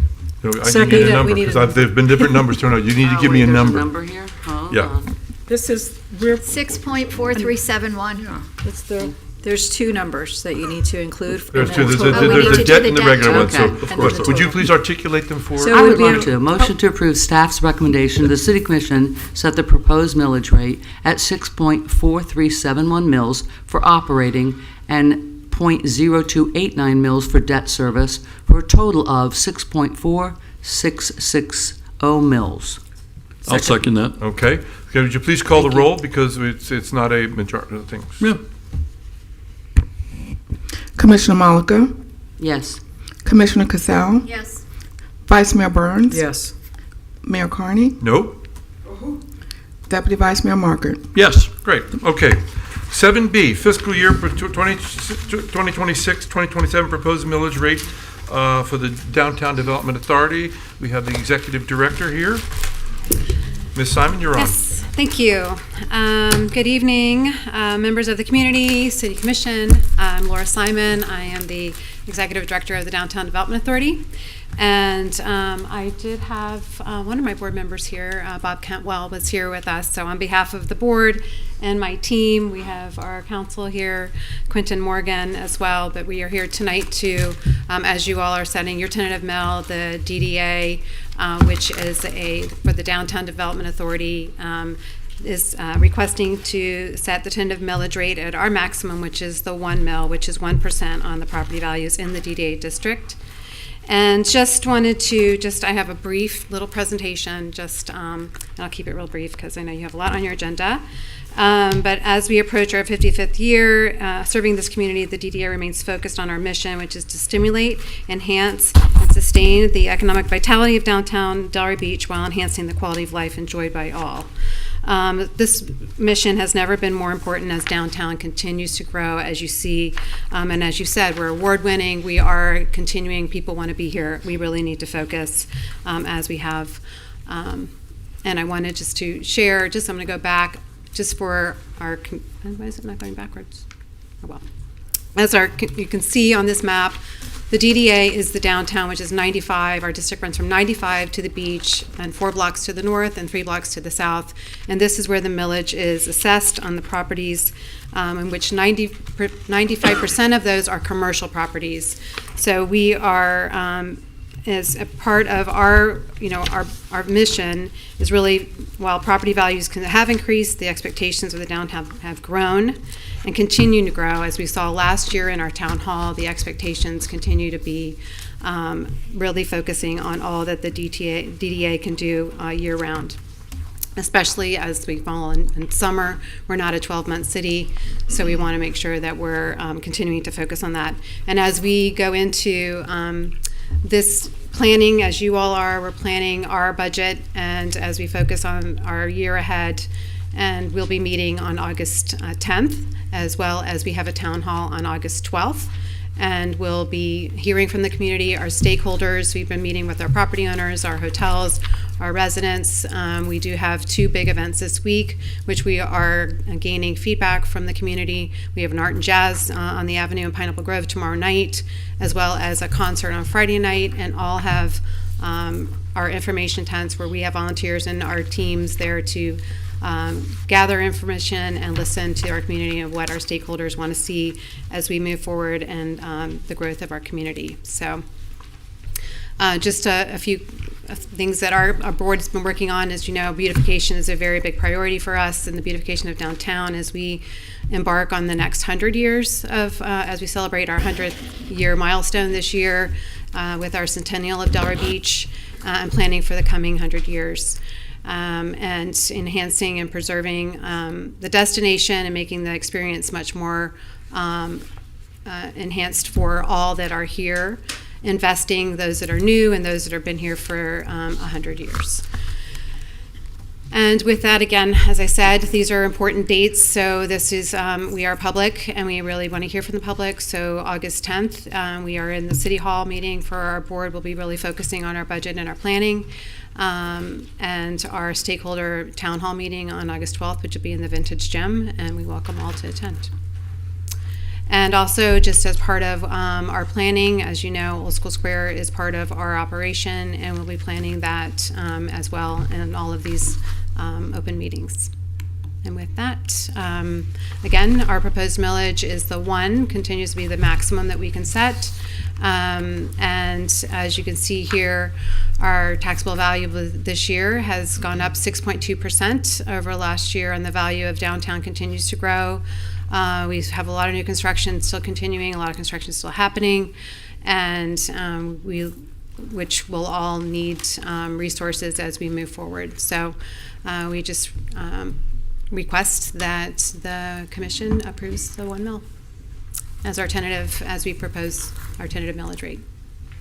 Great, I'm happy to thank you answer very questions. much. To the commission, Commissioner, any comment? Commissioner Malika, Commissioner? No, sir. Commissioner Drake? No comment. Then I would only ask that when you look at doing things this upcoming year, there are going to be things that the city's not going to be able to do anymore, that I would hope the CRA, the DDA will look at, CRA too, but I don't think they can do it either. But the DDA would look into maybe helping get some of these projects which bring people downtown together. I But look I need a forward to the motion. list. I'm sorry? I said I look forward to the list. Good. I need a motion. I didn't get that. Motion. Yes, The I need a list, motion. no. Motion doesn't to, like you. Are you recording? I mean, Yes, yeah. motion I to don't even- approve. I got a dictaphone. It's much more effective. It's on my desk. I'm sorry. Okay, do I have a second? Motion to approve staff's recommendation that the city commission set the proposed millage rate at 1 mil for the Downtown Development Authority Right, do I for have a fiscal second? year Second. 2027. All in favor? Aye. Any opposed? Okay, Thank you. that one doesn't require a majority. That one, that's just the budget, right? Thank you, Laura. 7C, Resolution 108-26. Resolution of the City Commission of the City of Delray Beach, Florida, code designating a segment of Northwest 12th Avenue a public right-of-way between West Atlantic Avenue and Northwest 2nd Street as Northwest 12th Avenue / Weatherspoon Way, as more particularly described herein, and providing for an effective date and for other purposes. Thank you very much. Presentation will be made by our director, Good evening. Anthea Giannotis. Thank you. Anthea Giannotis. This is, I'm happy to bring this forward. This was a commission directive to recognize the Weatherspoon family. And so what's before you today is Resolution 108-26, which would co-designate, so we're not replacing Northwest 12th Avenue, but we would be adding the name for the Weatherspoon family to Weatherspoon Way.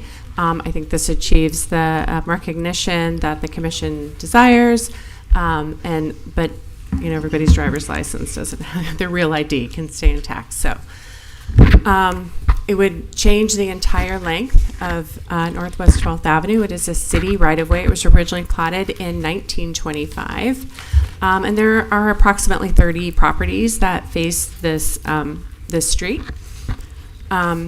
Reverend L.C. Weatherspoon moved to Delray Beach in 1940. He began work as a bulldoze operator. He founded eventually L.C. Weatherspoon Paving and employed migrant farm workers and paved many of Delray Beach's streets. He became a lifetime member of Delray Beach's Voters League. He worked to increase voter registration and civic participation among Black residents. Founded and built the Community Primitive Baptist Church, which is located at 33 Northwest 11th Avenue today still. His son, Jimmy Weatherspoon, entered local politics. He has served as vice mayor of the city of Delray Beach and received the NAACP Community Service Award. And as you all know, the Weatherspoon family is still prominent in the neighborhood. So we do have street naming rules. There's a guide that was adopted by the commission. Basically that you can only name a street if the person has, such a weird rule, has been deceased for a minimum of 5 years. Reverend Weatherspoon passed away in April of 1988, so that requirement has been met. So if the naming request is approved, city staff will replace the street signs. And if there are any that affect DOT right-of-way, which I think when it intersects Atlantic Avenue, we'd work with them for that. They would be the same style as the existing streets. I thought we had a mock-up. Do we have that? We do.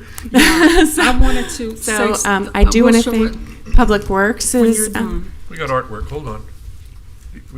Well, I wanted to It's heavy. say I can bring it something. out No, if you want me to hold it. It's not heavy, it's awkward. There he is. There we go. There we go. Wow. So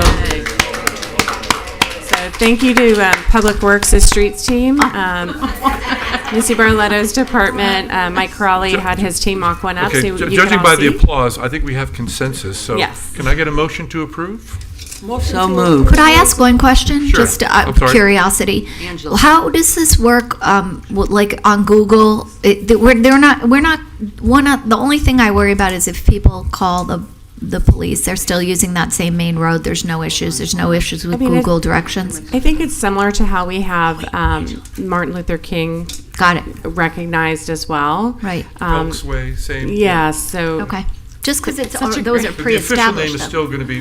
Okay, perfect. So you need what are we doing? Raise I was going to hands, make or- the motion, but I wanted to say also that with doing this, we're not really creating a new honor because this the honor was granted by the city before, decades ago, but the name was misspelled.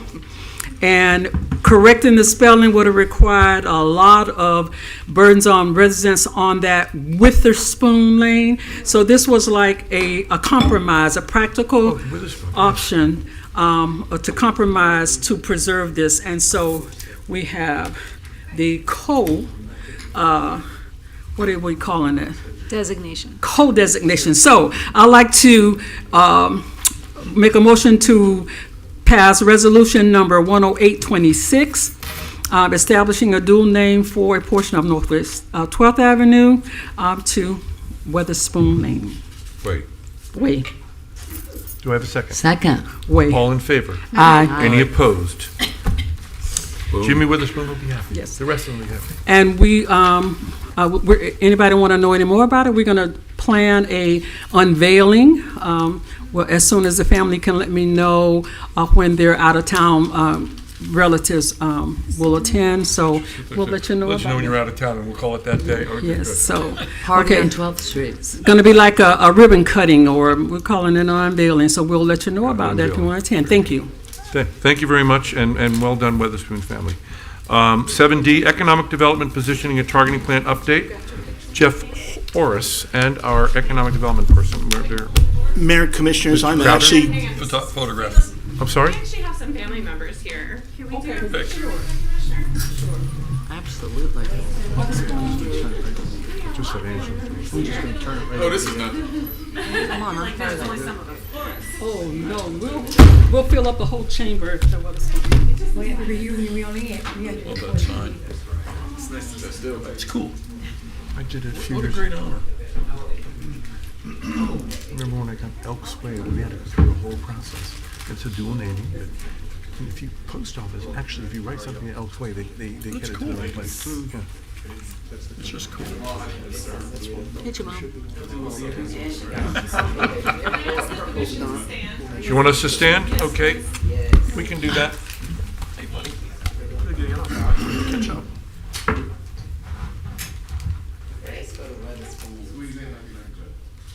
Bring yourself in a bit, Julie. I don't know if they can get you on the outside. All right, well, never mind. Happy to do it. Okey doke.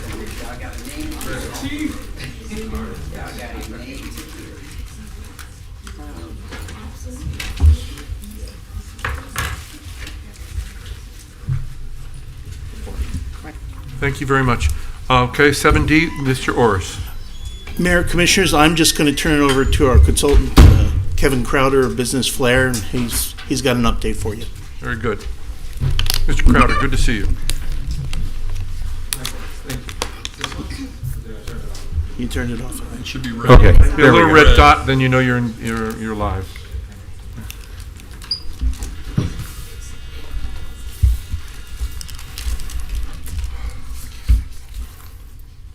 Right. Good evening. Nice to see you all again. We're glad to be back here after not very long from being here. Just a couple of months is when we were here before, to kind of walk you through some of the things that we've uncovered, some of the things we've found, and some of our recommendations. Joining me, McKenna West, who partners with us on many projects from a land use perspective. Also joining us on YouTube, watching, is the rest of our team. Camilo and Alicia, who are my COO and our economic designer and in-house architect. We have Ruth Buchanan, who's one of our other economic developers, who's over on the West Coast.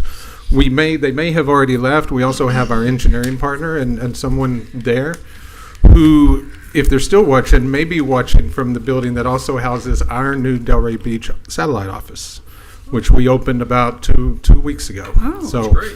We're based in Miami. We have an office in Stewart, but the amount of work we do up here, we thought, especially having a project partner here, this was a perfect place to also be able to spend a lot more time than we've even been spending lately. So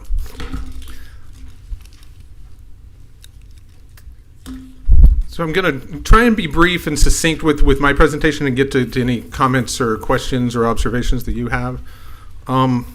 When we look at where you are today, where you've been, and where you're going, you've gotten here. There's a lot of similarities and things that I can relate to just based in my experience. Is you've had a somewhat what I would call passive model for economic development. You've had wealth coming to you. I used to describe my experience in Miami Beach, at least when it came to South Beach, as our economic development approach was answering the phone, because the wealth was coming to us. You also have a similarity when we get to the tourism piece, where you have a very strong visitor base that's a core of your economy. And one of the reasons it's key is the visibility it creates of the opportunities that you have here. Tourists become residents, tourists become entrepreneurs, tourists become restaurateurs, they become hoteliers. I always tell everybody, Tony Goldman discovered Ocean Drive on vacation. And it's that simple moment that was transformative, and you never know when that's going to happen. But some of that is changing you have migration patterns changing and slowing down. You have aging patterns changing, where you have a significant part of your population continuing to age out of their core workforce years. And then we'll talk a little bit about some of the land use things that are happening. So really, to think about what you need to be thinking about for economic development from a big picture perspective is going from attracting wealth to building it, and looking at the ways that you can build it here internally. And you have a lot of that already present. It just needs visibility. I neglected Greg is here as well, who will be tasked with moving this out into creating that visibility. So one of the things that we have is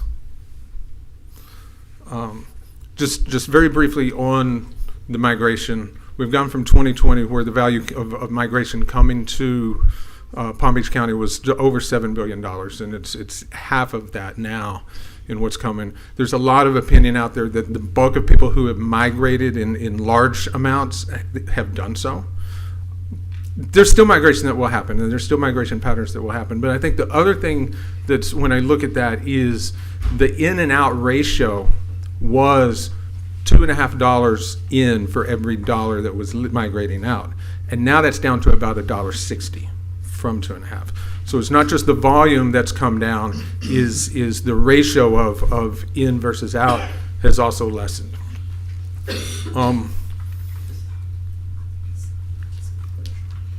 One of the biggest things that we found was looking at the economy you already have. And I may have told you the first time that we, when I was here just talking about my approaches, is the most valuable part that we over and over discover in places that we work is finding things that already exist that nobody sees, and putting the story behind those. And one thing that we found is you have a founder economy already. You have a startup economy already in Delray Beach. You have a lot of that already happening, but it's happening behind the scenes. It happens in 45 founder in residence homes of people who have home-based business license. But you don't realize what those are. And some of these are very significant innovators who do very large venture capital funding rounds and such. It's not just small things. You have in your home-based businesses, I think 252 home-based licenses. You have 112 businesses that are knowledge-based economy businesses. You have a sort of catch-all category in your business tax receipts that we literally went to. There's about 800 businesses in those 4 catch-all categories, where we were going website to website to website to website to understand who those businesses were. And this is them, and they're scattered throughout the city. And there are a number of again, types of businesses that are very important to the story that you tell, and engaging with the outreach to these founders, to these entrepreneurs who control these businesses, because it really comes into a story that then Craig can take and start framing that shows what you have here that's kind of getting lost in the messaging that's out there that we'll talk about in a moment. I mentioned the visitor economy. It's a number of different things. It is the visibility that it does create about Delray Beach, which is a lifestyle. Economic development continues to evolve and be more and more about placemaking, about places and the quality of places, much more than being transactional. It's about why people want to be in a place.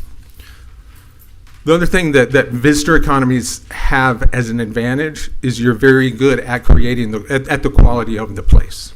And when you're doing that and you have your businesses and you're thinking about that attention that you're doing for tourists, you're creating quality that's also available for residents. And again, tourists become your residents. One thing that we noticed in the migration patterns is in-county migration.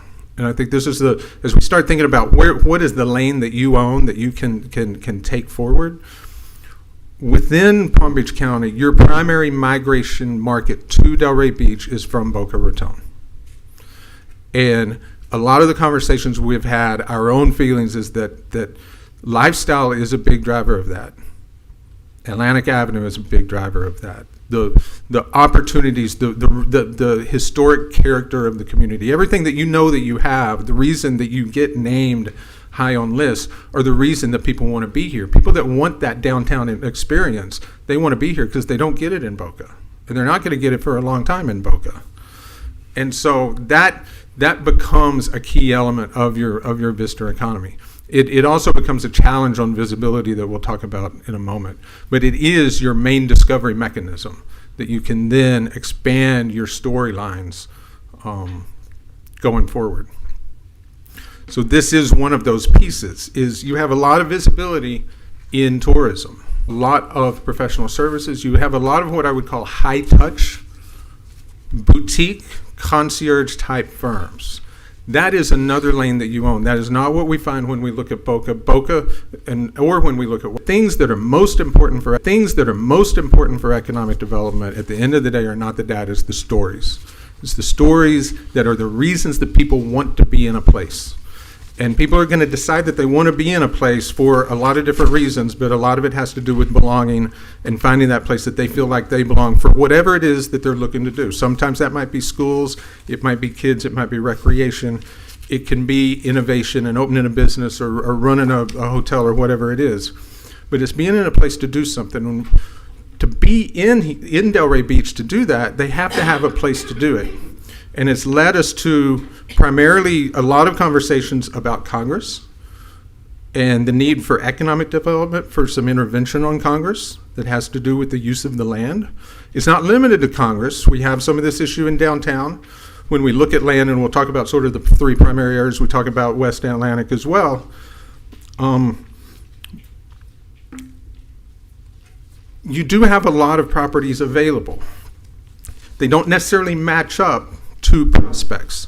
So you have to think constantly about your processes, your regulations, the decisions that you make, and how the available properties can better align with the prospects that you may have coming.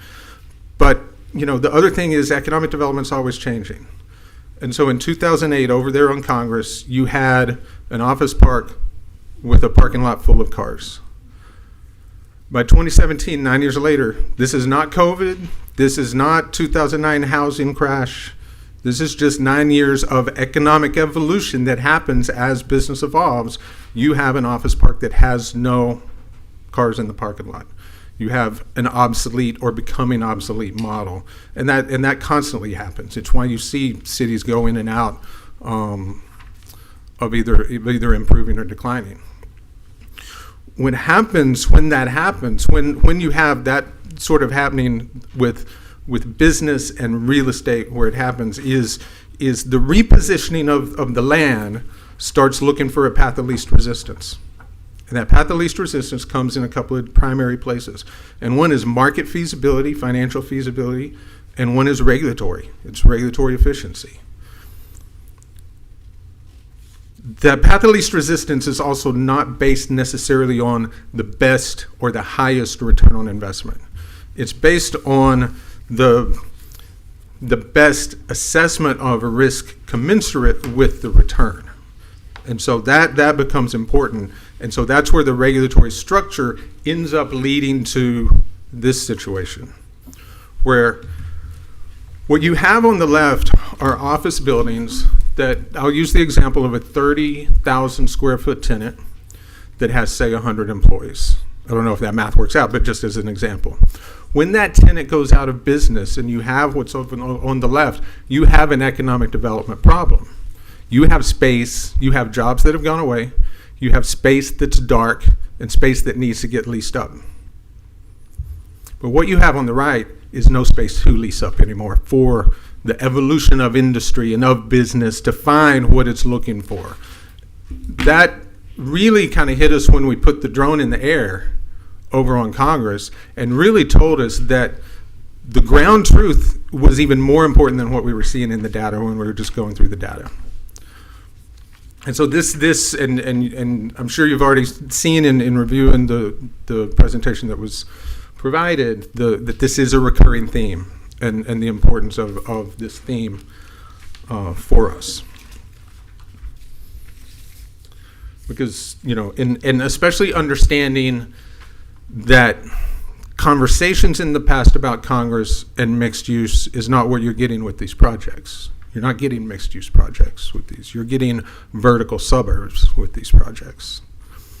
You also are losing, you have, my understanding, a 6-month time frame for non-conforming uses, which also furthers that erosion. And even with mixed use, I'll just say this, I've been doing this for a long time. Mixed use developers are multifamily developers. 5 to 10% of mixed use developers actually do true mixed use. And they're developers who are going to be looking more at places like downtown and Atlantic Avenue. They're the developers who are bidding on City Center and Boca, not as much looking at Congress, but they may. And that's where the storytelling comes in again, because that storytelling is what can show and give visibility to the opportunities that they otherwise will miss. And you have to be in that room, and that's going to get me to one of the next slides. The next slide. What gets you in the room, this is sort of what, when we talk about high touch from the economic development perspective, I think you probably have a good sense when I talk about your business base being high touch, boutique, concierge. That's your market. So continuing building on the investments and the efforts that you make as a city on having that concierge service when you're dealing with the private sector. Every city always needs to keep trying to improve that. But that high-touch boutique concierge approach becomes important. And from that perspective, it is about being in those rooms with the people that you're working with. It's how you engage with your founders that are here, not when they need something from the city, but in an ongoing basis in those ongoing relationships. It's how you engage and tell the story with that developer who would do the right type of project over on Congress, long before he's ever even looking at you, and being in the places that they're going to be and being in those rooms. And, I'll give you an example of that. We talk a lot in economic development about innovation, and we talk a lot about creativity and the creative economy and these things. And I'll tell you, I was at South by Southwest back in March, and I was at the Creator Gold event, which is the top creative industry event at South by Southwest, a free event that anybody can sign up and go to as long as they have capacity. And I was the only economic developer in that room at that conference, because the economic developers are at the economic development conference telling each other how to do what they already know how to do. They're not going and getting into the rooms with the people that they need to do. And so, again, that's where the next piece of the visibility, that outreach and that communication and telling your story needs to be being told in the right rooms. And then I think we always kind of come in when we're in South Florida. We always come in from a perspective of, I think we've had just the concept of workforce housing just kind of beaten into our brain so much. We kind of start there, and I don't mean that it's not important, but you're a regional metropolitan area where people make lifestyle and housing decisions not because they specifically want to live and work in the same city. There's a lot of different factors that go into those decisions. And once we really started digging into Congress, what we saw is workforce housing taking care of itself with other negatives for economic development. It doesn't mean they're negatives for other things that I'm glad I don't have to make the decisions that you have to have. I have one discipline that I have to focus on. But from the economic development perspective, protecting the corridors, Congress, downtown, become really, your number one thing to do. We do have the demographic clock other piece as well, and this is why that looking at going from importing wealth to building wealth becomes important as well. Your population, again, I think one of the advantages here is you've created this great place where affluent couples, families, people who've been very successful have chosen to come, and they've brought their businesses, they've brought their spending, they've really made it a great community. They've protected the community as well, and that provides you, again, that great sort of selling point, that lifestyle, that reason that people do want to be here. But you're kind of up against a clock there. Your population over 65 is double the normal population for a town of your size. In my perspective, I'm 58. I'm an older Gen Zer. Your Gen Z population is half what it should be on average for a city your size, and your millennial population is between 2/3 and 3/4 of a city your size. Why that's important is when we're talking about economic development, we're thinking about what happens over 10 years, of doing economic development. Well, you have a 26-year-old founder, Gen Zer, in Delray Beach right now, who's building a company. And you have a 76-year-old founder, CEO, who's built and run and successfully still running a company in Delray Beach. But in 10 years, we can pretty much safely say that one of those is still going to be in Delray Beach. The other one's going to be where he feels like he belongs and where he can build, having built something successful. And so that's why it's not about Gen Z, it's about generational talent. It's really about making sure that everybody who's part of economic development, contributing to it, has those reasons that they feel like they belong. I'm gonna take a quick moment and just I screenshotted something about half an hour ago, which is I thought very relevant to this. If I can find, yeah, this is it. And it was what each generation calls success. And just very, very short, what each generation calls success. Obviously, it's going to be very, not broad, but the baby boomers, a stable career, a pension, a paid off house, children who turn out fine. Gen X, financial independence, low drama, steady income, and weekends to ourselves. Millennials, paying bills without panic, real friendships, meaningful work, and a therapist that actually helps. And Gen Z, work that does not define identity, strong boundaries, and enough savings to walk away from anything unhealthy. Gen Z is the first real generation that we think that when they feel like a place isn't working for them, or they feel like they don't belong in a place, they're not going to hesitate to abandon that place and find one that actually works. And they're the first generation that almost en masse can do that. And that's why we talk so much about that, but in the pure generational perspective. And that's why, that building wealth, it still is about being that place.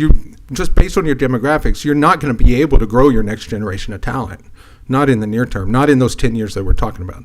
So you still have to be that place, which you've been very good at being that place. It's just understanding the generational needs that people are looking for, working with your partners like the DDA. I mean, you heard the numbers about the visitation downtown. We ran our own foot traffic numbers for Atlantic Avenue, and it's absolutely consistent there. I would tell you that one of the other things when we talk about maybe process or perception or regulation, one of the other things for the storytelling, you all know this. You have an item here and 5 people show up opposed to it, and it gets very frustrating for you because you know that for those 5, every 5 of those, that there's 20 people out in the community that have a different opinion and that supports something that people may be opposing. But it's hard to get the supporters to come out.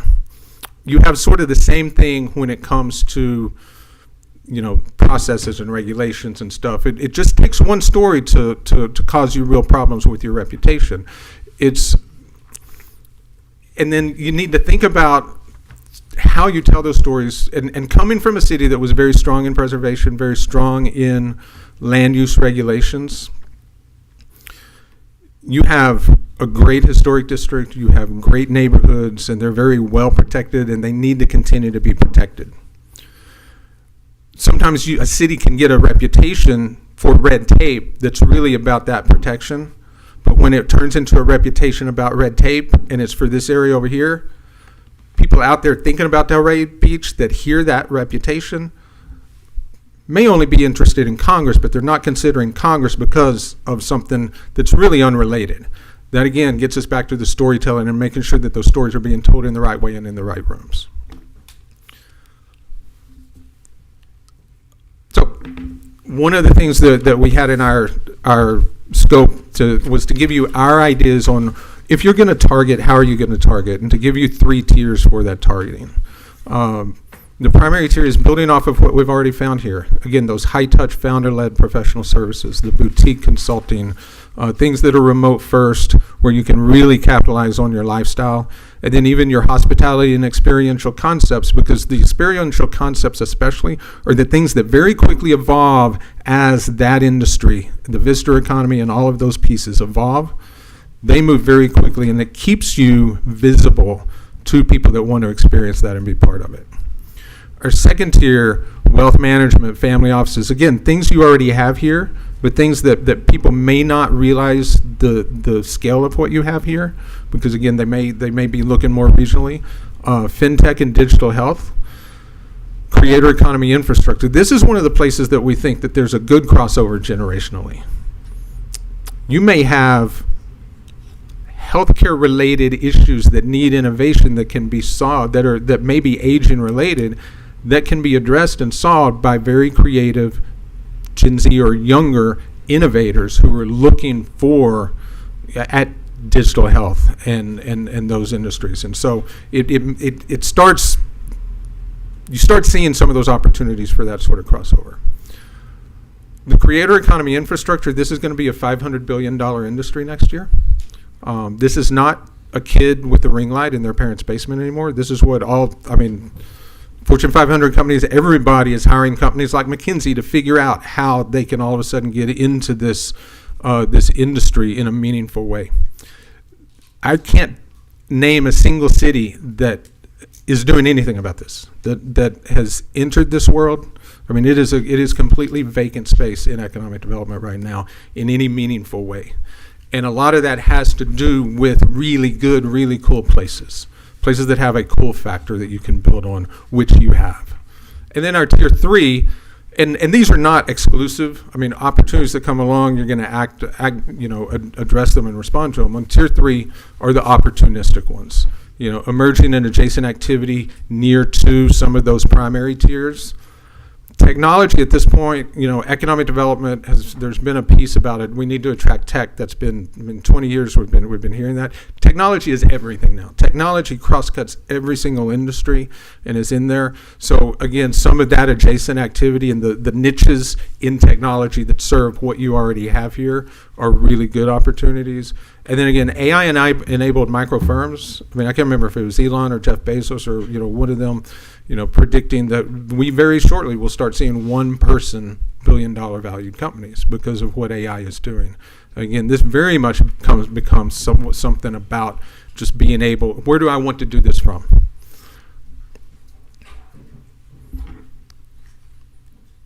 Plan of work. What we see. First 90 days is to start the process of identifying the things that you can do and you should do to protect the commercial land base, mainly on Congress and looking at what you need in downtown. We don't necessarily think that this is as big of an issue everywhere, but primarily it's Congress because that's where your big opportunity is, and the land area on Congress is already 51% residential now. Second is serving the founders already here. This is especially where part of the communications effort and that creating visibility comes in, but this is also a really good place for the partnership with working with your partners, the DDA and the chamber especially, who are already in a lot of those rooms, and it becomes the more of that way that you get in there, because again, founders like to cluster as well, and then claiming that high touch boutique lane, both in your messaging and approach as well as just the visibility again of what's already here. And these are things that you can start doing. You're obviously not going to solve the Congress Avenue land corridor issue in 90 days, but you need to start it within that time frame. And then months 1 to 3 you see there. And months 4 to 6 is getting really more aggressive and active in the engagement and creating that visibility, creating some opportunity profiles. We listed North Federal here especially, but for all of yours, and working really with the CRA, what the CRA is looking at doing on West Atlantic. Really just continuing months 7 to 9, you're going to be learning things with your partners as you work through your first 6 months on how to really align that even better. As your economic development manager is getting up to speed here, so a lot of that comes in, and then doing your within a year check-in on what's working and what's not working, and figuring out a way. And I know government organizations, it's hard to do this. It's it's hard to react the way that the private sector reacts and entrepreneurs. But if something's not working, then kill it and stop it, and try something else and see what else is going to work, and do that check-in after a year for that. So we have for tonight, hopefully for some conversation, and is to kind of adopt this operating framework. We want to hear discussion and come back and finalize and be able to give you a overall final with input that you're able to give us tonight. Look forward to hearing your thoughts on that. And then affirm the target sectors in general. Are those consistent with things that you've been thinking of, things that you see out in the community, on where to be most efficient with the resources you're going to deploy into this effort? And then authorizing the plan of work, which starts with that commercial land-based protection, especially along Congress. And with that, I will close. Look forward to comments and questions. Great. Thank you very much, Mr. Crowder. Commissioner Casal. Sure, I'm excited to move forward. I really appreciate the presentation. Thank you. It's a lot of the things that, as you said, we struggle with up here. We have a tremendous amount of pressure to convert commercial land use to residential, and that's something we need. I want to fight. All the time. And also you referenced in your second to last slide about looking at North Federal Highway, and I do believe that is an area that that the studies from 1996. I've been asking for an update for years, and I think that is an untapped area that we can create what we want and what we need. I'm looking forward to working with you, and I really appreciate you. Thank you. Right. Commissioner Burns, anything? Yes, I just want to say thank you for the presentation. Very enlightening. Some of it was it confirmed some of the thinking that I've had. Really want to concentrate on that Congress Avenue corridor. Surprised to hear that it's 51% residential, although not unbelievable because you see it every day. But no, thank you, and just looking forward to moving forward on this. Thank you for the information. Thank you. Commissioner Marker. Yeah, first of all, thank you for the presentation. I took a couple of things away from it that I think are really important. I don't think we've spent as much time on Congress Avenue as we should. I found your presentation to be very enlightening. It's an area that's a little bit further from here, and we haven't spent as much time on it. And we have had some businesses that have left there over the years, and there is some empty land out there. And I agree with your assessment that that's one we should be paying more attention to. So I found that to be very valuable. The other thing is, in terms of the types of businesses that we're looking to attract in Delray, private equity for me is pretty high on the list right now, and that comes in a lot of flavors. We've been able to attract some private equity firms to Delray already. Some have even moved here from Boca, and they're really happy here. They like being here. Some of them are downtown, like being downtown. So I think we've got a lot of things to offer for a private equity company. And I also like the AI slant. I think that's a new game, but it's going to grow fast, and there's going to be some problems with it for sure. But I think there's going to be far more good to it than not. So I'm very interested in anything in the AI area that we can attract. Particularly interested in security aspects around AI. That's a growing area right now, and there's a lot of money being spent there. So. My takeaways: Congress Avenue and AI and security are some big ones. So I appreciate the words on that. It opened my mind to a couple of things. So thank you. Great, thank you, Commissioner Malika. Do you wish to comment? Thank you very much for your presentation. At the very beginning, you said that the city grew on a passive model. We kind of grew with intention. Just saying.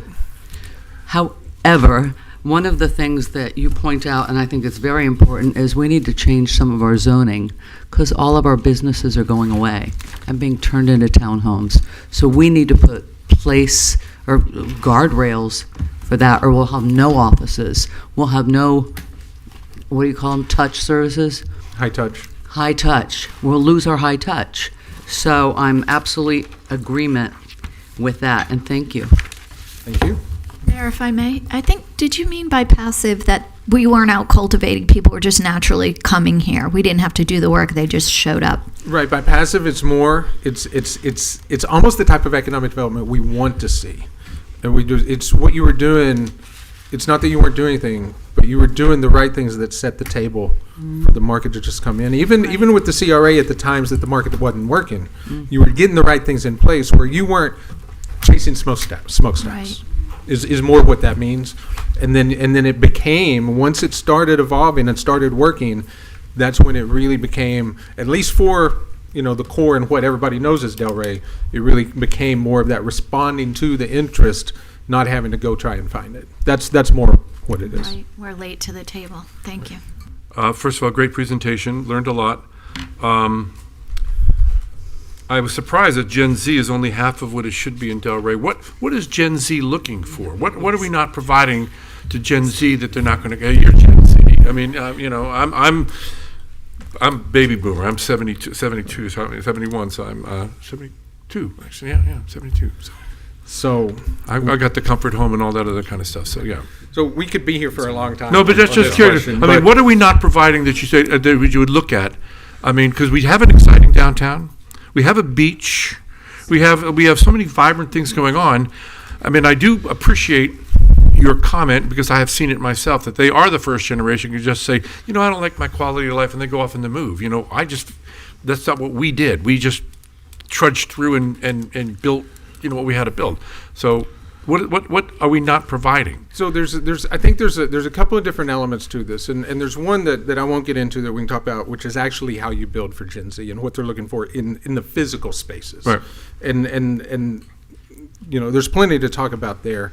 But it's kind of what I described. They're looking for belonging, and it's part of it is sort of figuring out how to have the empathy for what Gen Z is feeling when they're in a place. I had one of our other team members who's Gen Z, who's based here in Delray, described it as not just belonging, but that there's a lot of loneliness. They also feel like they're always on stage. So sort of it's belonging and almost a safe haven is one of the things that we hear. I don't know if you wanted to add. No. It's Defers to the old guy. So I'll give you another example which some people get upset with. Gen Z, I have a thesis, and I have one of our Street Economics channel episodes is about this, that Gen Z is the new Gen X. And my thesis is that boomers and millennials had places built for them, and that Gen X and Gen Z now have to build places themselves because nobody understands them, and so they build it for themselves. That's how we felt as Gen Xers, as outsiders. We were latchkey kids. We had no supervision. You'd think that's awesome, but no one was paying attention to us. So we build fanzines, and we build just our own local kid economy and all of that. And now we grow up and we're the ones in charge.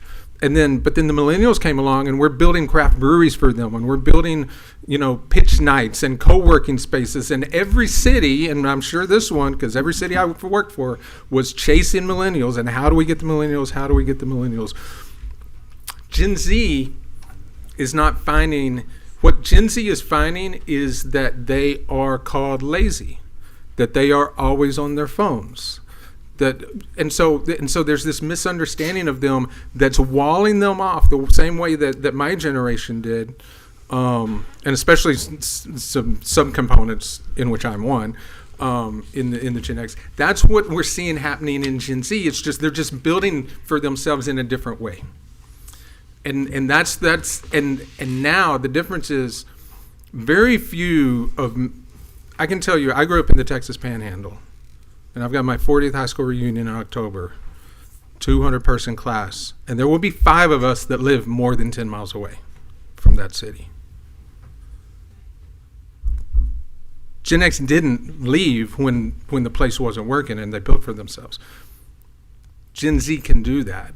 And that's kind of what comes back to that. But it's about they're going to build for themselves because they're not lazy. They're not always on their phones. And when they're on their phones, they're not doing what us Gen Xers are doing, doom scrolling. This is where they build the entire economy now. This is where you build a business. I can record an album. I'm a musician with an iPhone. When they're on their phone, that's what they're doing. It's where they do get engaged, and so it's this misunderstanding or misrepresentation that they react to that again kind of walls them into their own outsider status, their own clique. But they are also, faster than any generation, going to be the ones in charge. The economy is moving so fast. AI is moving so fast. The things we've been doing technologically, just our firm, the last 6 months have been amazing, the acceleration that we're seeing. And that's going to lead to an amount of wealth being created by the Gen Z founders that's going to be unprecedented. And they're going to be doing it themselves unapologetically and not waiting for a place to catch up with them. Wow. And so some of it, I think there's flexibility when it comes to regulatory perspectives and the way you look at how businesses evolve, because these businesses are not going to look like anything in your codes or any city's codes potentially in 5 years, the things that are coming out. And so it starts with empathy and understanding that they're in a very different situation. I thought it was interesting you said that, I'm going to look into this, I'm going to ask Anthea to kind of discuss this with me, but we have a 6-month time frame for non-conforming and then we can't do something, so it doesn't allow somebody to non-conforming to go back and do it because we got this 6 months rule. I want to kind of look at that, because if that's preventing someone from moving in because they're stuck with this 6 months rule, I don't know that that's always a good use of that. I'm going to have several comments. I agreed with you, if something's not working, we got to figure out, and this is all, I found all of this fascinating. Market feasibility studies, we have different parts of the city we've looked at, done market analysis that are aged and, need to be, readdressed. There was a Congress Avenue, did you have a chance to look at the report from the Congress Avenue Task Force that was done in 2013, 2014? Right, we did. Huh? Yeah, it was very recent. Well, there's one in 2023. The one they start. Well, yeah. So the one I was familiar with, we did it in 2013. So I'm curious with how that evolved. But anyway, I thought it was very interesting. You've given us a lot of food for thought, and I would like to feel free to call you before you come up with your final report. I think we all would like to have the ability to weigh in and get some feedback from you as to where our direction is, because the city, we're desperate for desperate's the wrong word. We have a great opportunity here, as you pointed out, to capture some of the market that nobody's looking at. I think we need to be doing that. Absolutely. I'm happy to have those conversations. So, anyway. I just have one question. Mr. Crowder, where's your new office? 250 Royal Court. Where? 250 Royal Court. Royal Court, thank you. Great. Thank you very much. Are there no other questions? Mr. Mayor, not so much a question, but a comment in terms of direction. So the interest is to have City Commission offer its support and consent to proceed with what's outlined, because the next step does involve working with the company GRIP. As we talked about back in March, we authorized both Business Flair, so Kevin Crowder and his team, so when you have Craig and his team in terms of the marketing aspects, so we put both organizations together so they can effectively work in tandem in this regard. Of course, the final deliverable will be wrapped up upon you all offering your consensus this evening. Nevertheless, the next step will be to, as assertively as we possibly can, market and promote opportunities available to in the city of Delray Beach to their external realm, so that we can capitalize to the extent that we possibly can. So this is all deliberate by design, and that was the intention going back to the early part of the year. Again, I'm happy to move forward. I just think there's a lot here, and I would like to be able for us to kind of interact with you a bit as you develop your final thing for GRIP to move forward. What generation are you? X or what are you? A millennial? No, I'm more of a Gen Z. You're Gen Z. I'm just checking. I want to make That's sure that not we're on the true. right track. So yeah. We believe you. You look a little low for a Gen Z for me, but Mr. Yeah, Admiral, right. but, That's how good we market. And Mayor, I would add, you're right. There was a lot of stuff here, and when we first started, it was feeling overwhelming, and that's how we ended up in the stories. Because each of the stories, there's a migration story, and there's a tourism story, and there's a startup city story. There's a generational talent story, and they all stand alone as really good stories that you can use, and then they all work together, and they do it in a way that you can have a manageable work plan and not be so overwhelmed. Yeah, I mean, I think this is, I mean, I thought it was very good. I mean, I learned a lot. I So- gave my consensus. I'm sorry? Okay, we all consensus. Okay, you got Yeah, consensus. thank you So- very much. Thank you. Appreciate it. Thank you very much. Thank you, Kevin and McKenna. Look forward to the marketing guide doing, stuff, so. All right, we are now on to 7D. E. 7E. Update on Subculture Coffee's efforts to respond to the City Commission request from March 31, 2026 meeting. Mr. Orris. I don't see Rodney.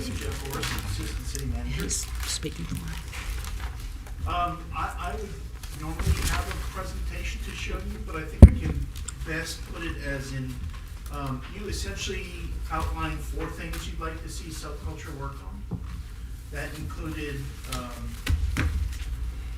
this is here so I can see it. Parking lot. That included making sure they stripe their parking lot to standards, hiring a design professional for a level 1 site plan, enforcing employee off-site parking, and seeking an off-site parking agreement all within 90 days.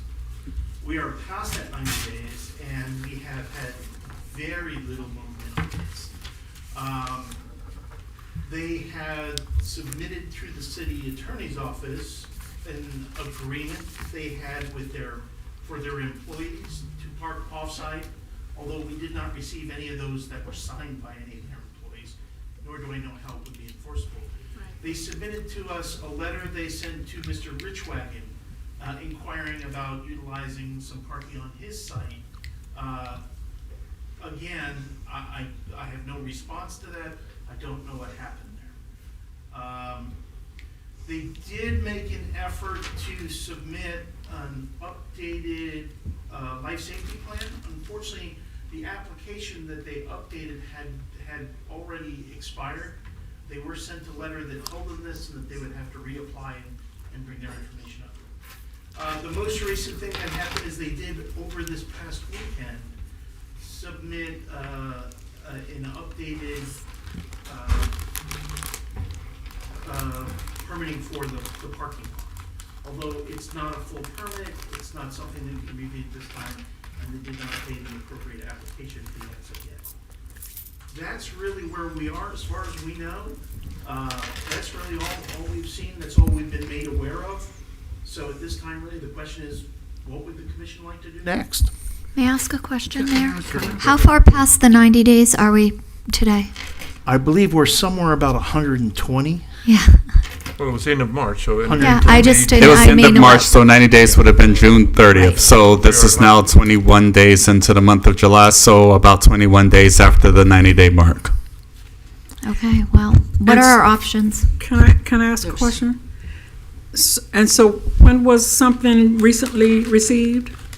The most recent thing that was received was over the weekend. Oh, this past weekend? This past weekend. And so can you explain okay, you said that there was an updated site life safety plan, but something was wrong with it? Yeah, they were trying to update the life safety plan. Their application for the life safety plan had expired quite some time ago.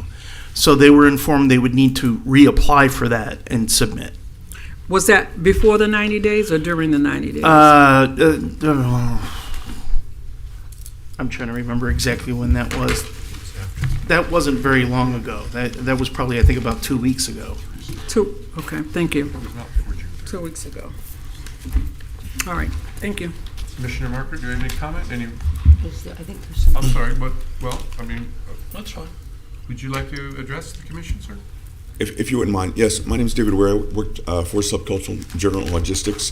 Our attorney, excuse me, Peyton Pipes was supposed to be here, but he was informed his mother-in-law passed away on the way to this meeting.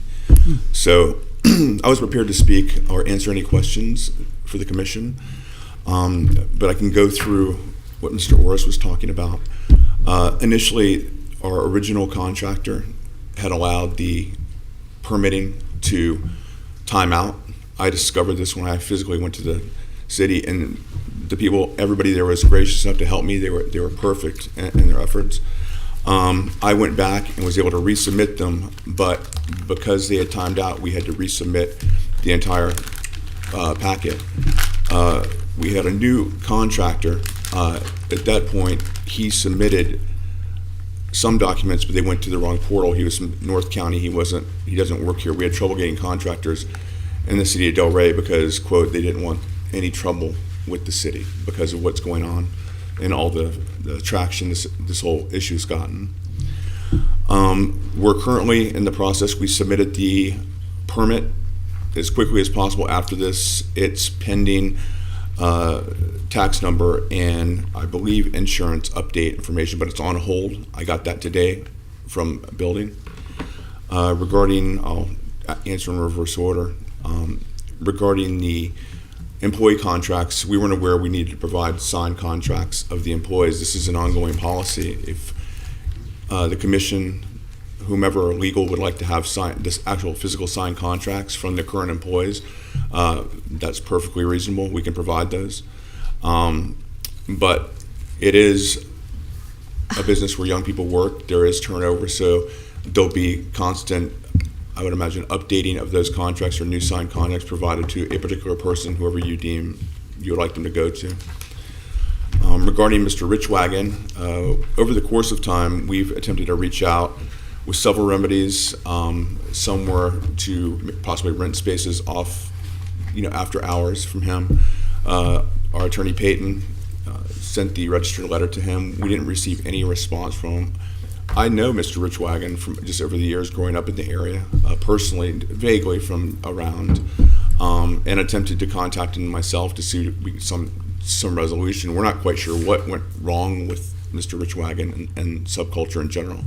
But I wanted to talk to him, but I just never could find him at the shop. And that's where we're at right now with the permitting. We're waiting for Mr. Mayo is away. One of his family members, his sister, is ill. He's going to be back later tonight.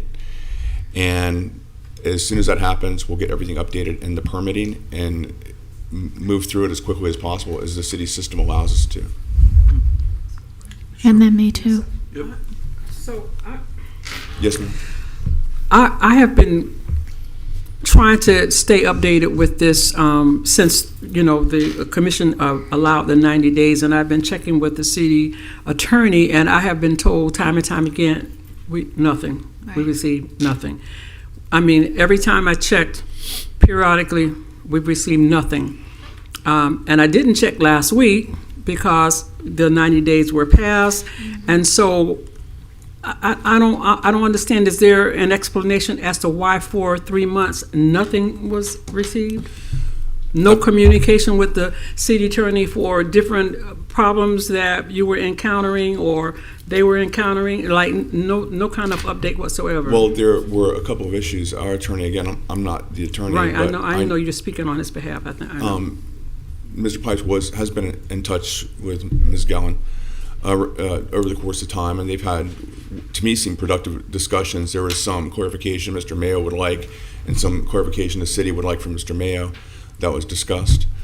Once that was done, that's when things started to move forward. One was regarding to be able to have events in general, the whole special permitting, the types of events and things like that. And there was a general understanding of what would be allowed and what would not, as long as things didn't pour out into the street or outside into the parking lot. Normal themed type nights would be allowed. The parking lot striping, the city, the last meeting we had, spoke of making some, acquiescence because all of the buildings are old, and working with subculture regarding the design and things like that. But aside from that, it was the original contractor that allowed it to time out. To find the new contractor, it wasn't as easy as some might think. There's a lot of people just won't take the job because they work within the city and they want to have smooth sailing when they go to building. And for some reason, they think that we don't want to ruffle feathers and we don't want to take the job. And so we finally got somebody to take it that worked in North County, thankfully, and we're moving on from there. May I ask a question? Certainly. Yes. Where are we at with, not for you, sir, Oh, the in lieu parking fees, have they been paid?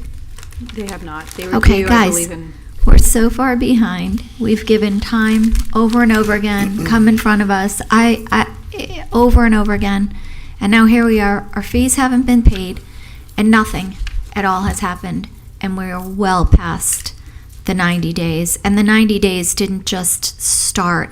This has been going on for, city attorney, years? How long has this actually been going on? Extended period of time. Extended, Well- greatly extended. Sir, I'm not asking a question. I'm going to my colleagues to say at this point, we have an obligation to the residents to just decide, are we going to follow our rules? Are we applying them? Are we not applying them to this individual? If so, why? Because the not paying the in lieu fees is a whole other issue, but it's been an ongoing problem. I feel bad for Mr. Mayo, but at the end of the day, the fact of the matter is this was never the right location for, he did not present what he was going to be doing there in a way that made the commission at the time understand his needs, and here we find ourselves. Yeah, I do. I don't know if anybody else wanted to speak, but I wanted to ask after everybody, what are our recourse? Would you like to be recognized? Yes, I don't think I was I on the commission when this happened? I don't think so. I think I was in the audience. You were just elected, so your first meeting was a week later. Oh, great, good for me. But I do remember the city saying that we would put signs up on Federal to give limited parking to help keep those They moved those parking vehicles. spots turned around. And I know they moved the vehicles, but I don't think, I'm not seeing any signs up showing that they can only park there limited. It's like we didn't do our part either. But they have moved those trucks. I drive by there every day. I know, Those trucks thankfully. are gone. I mean, Yeah. they complied. Right. So those spaces are available. So I know that they didn't do it in the time we want, but it looks like they're trying to get this, I guess, the permits for the striping? It's for the parking lot. They For the need to parking stripe lot, the right, parking right. lot, Parking lot which is striping. part of the issue because it's a mishmash. Because Did there's you no hire a lines. parking person to design it? Yes. Oh, good. When? I'm sorry, sir? When? Prior to the first Yes, submission, maybe? after the last meeting when that was one of the requirements. And what's the contractor's date to complete this? It's already been done. I'm not What's been involved. done? The parking lot design. I think they're asking that's about what he was striping. asking Has when it is been the- striped? When's the striping going to be done? Because that's I- been on the list for 120 days. I understand that. It's a pretty simple process. Been on the list since. Well, day no, one. it's It's actually not, sir. It's not complicated. It's a small lot. There's 8 spaces. I mean, it's not complicated. I'm sorry. I'd like to agree Look, with where you. I'm at, I came out in support of Rodney in subculture. I've liked it, but this is really getting difficult up here, and we're getting a lot of pressure from residents. I mean, this thing keeps coming up and up and up, and there's been zero progress. The in lieu hasn't been paid. The lot hasn't been striped. The fights with the neighbors are continuing. I mean, it gets old up here, and we're now at day 120 or whatever it is. Why are we supposed to sit here and think this is going to resolve? I mean, there's been zero progress, sir. I understand your position. And again, I would say we're working as fast as the bureaucracy will allow us to. Secondly, the in lieu fees are paid in segments. It's the last segment hasn't been paid, and there's been talk of putting it in escrow until. But Mr. Mayo's position is that because everything's still up in the air, why would he pay the full amount? Well, And allow that to be out there Because contractual it's an party. obligation. It really is. Well, Okay, well, let's just go to the I mean, commission. I will say that was I asked a question? I had a lot of flexibility in this early, because I was willing to listen, but, and I'm not saying this is intentional, but certainly a dispassionate observer might think that the city, you're kind of thumbing your nose at the city. Mr. Mayo has been thumbing, that operation has been thumbing their nose at the city's regulations for some time. And when a fine would be imposed, it wouldn't be paid, or when this was imposed, it wasn't paid, and when this was done, it wasn't done. And I mean, at some point, the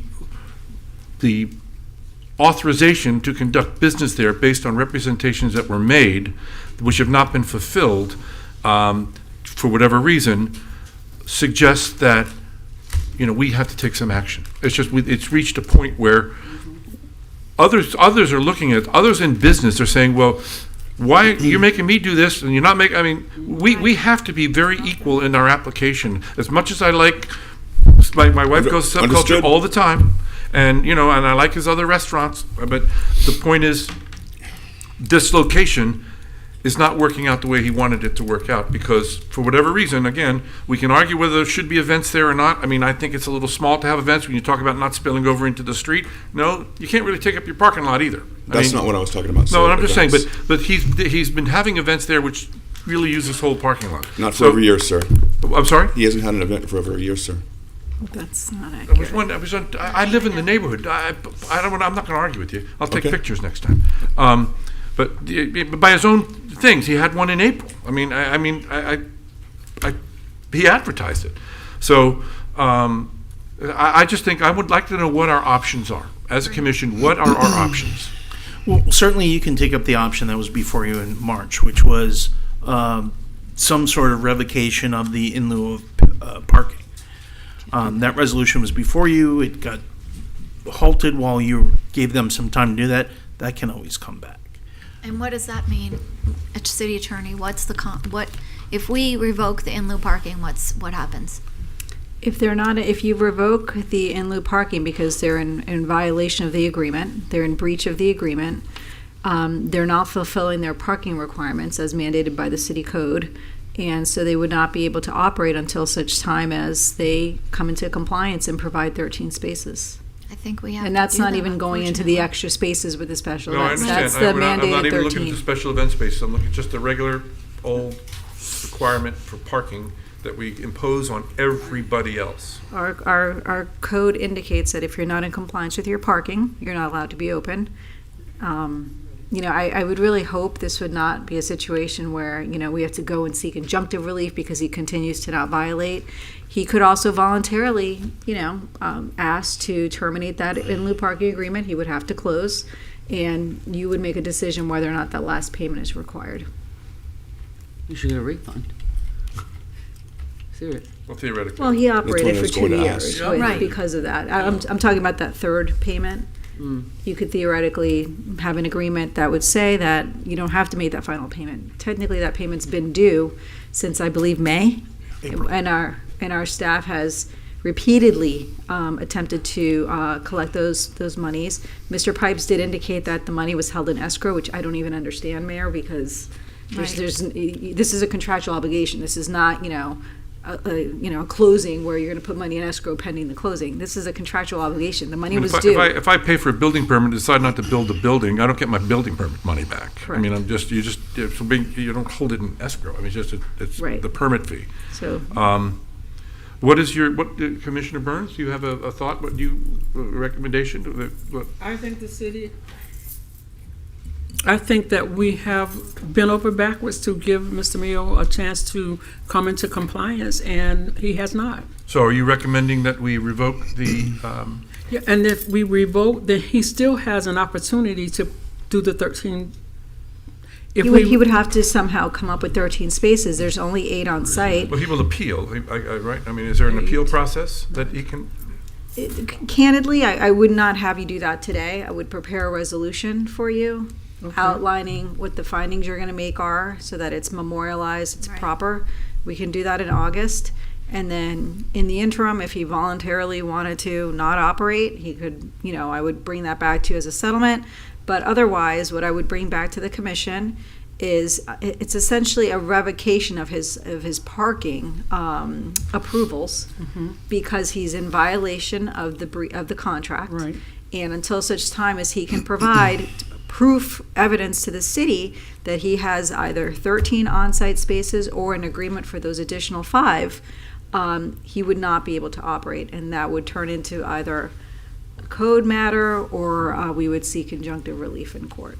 I mean, I happen to think that unless he's given that kind of thing, that he's just not going to do it. He's going to have to. And respectfully, those applications for permits, they were made towards the end of the 90 days. They were not made towards the beginning of the 90 days. So, I mean, they literally waited till like day 89. You couldn't get a contractor. So, at the end of the day, I think you were very generous. I think they've actually had 120 days and we're still not in compliance. And more importantly, I don't understand how money that's due to the city that is required to operate, because you can't operate without parking, is an escrow. That doesn't Okay, make so sense. do we have consensus to direct the city attorney to Yes. draft the Have resolution my- that she's just described? You And have put my it on the consensus, yes. August. You Isn't don't this have an a- unofficial I'm sorry? meeting regarding subculture and unofficial? It was delineated in the announcement. It was We're saying we're unofficial. going to put it on a future agenda. It's just going to be on a future agenda, and he will have some time in between there and now too, but it's one of those, if he doesn't, Understood. Okay. Can I ask one more question before? certainly.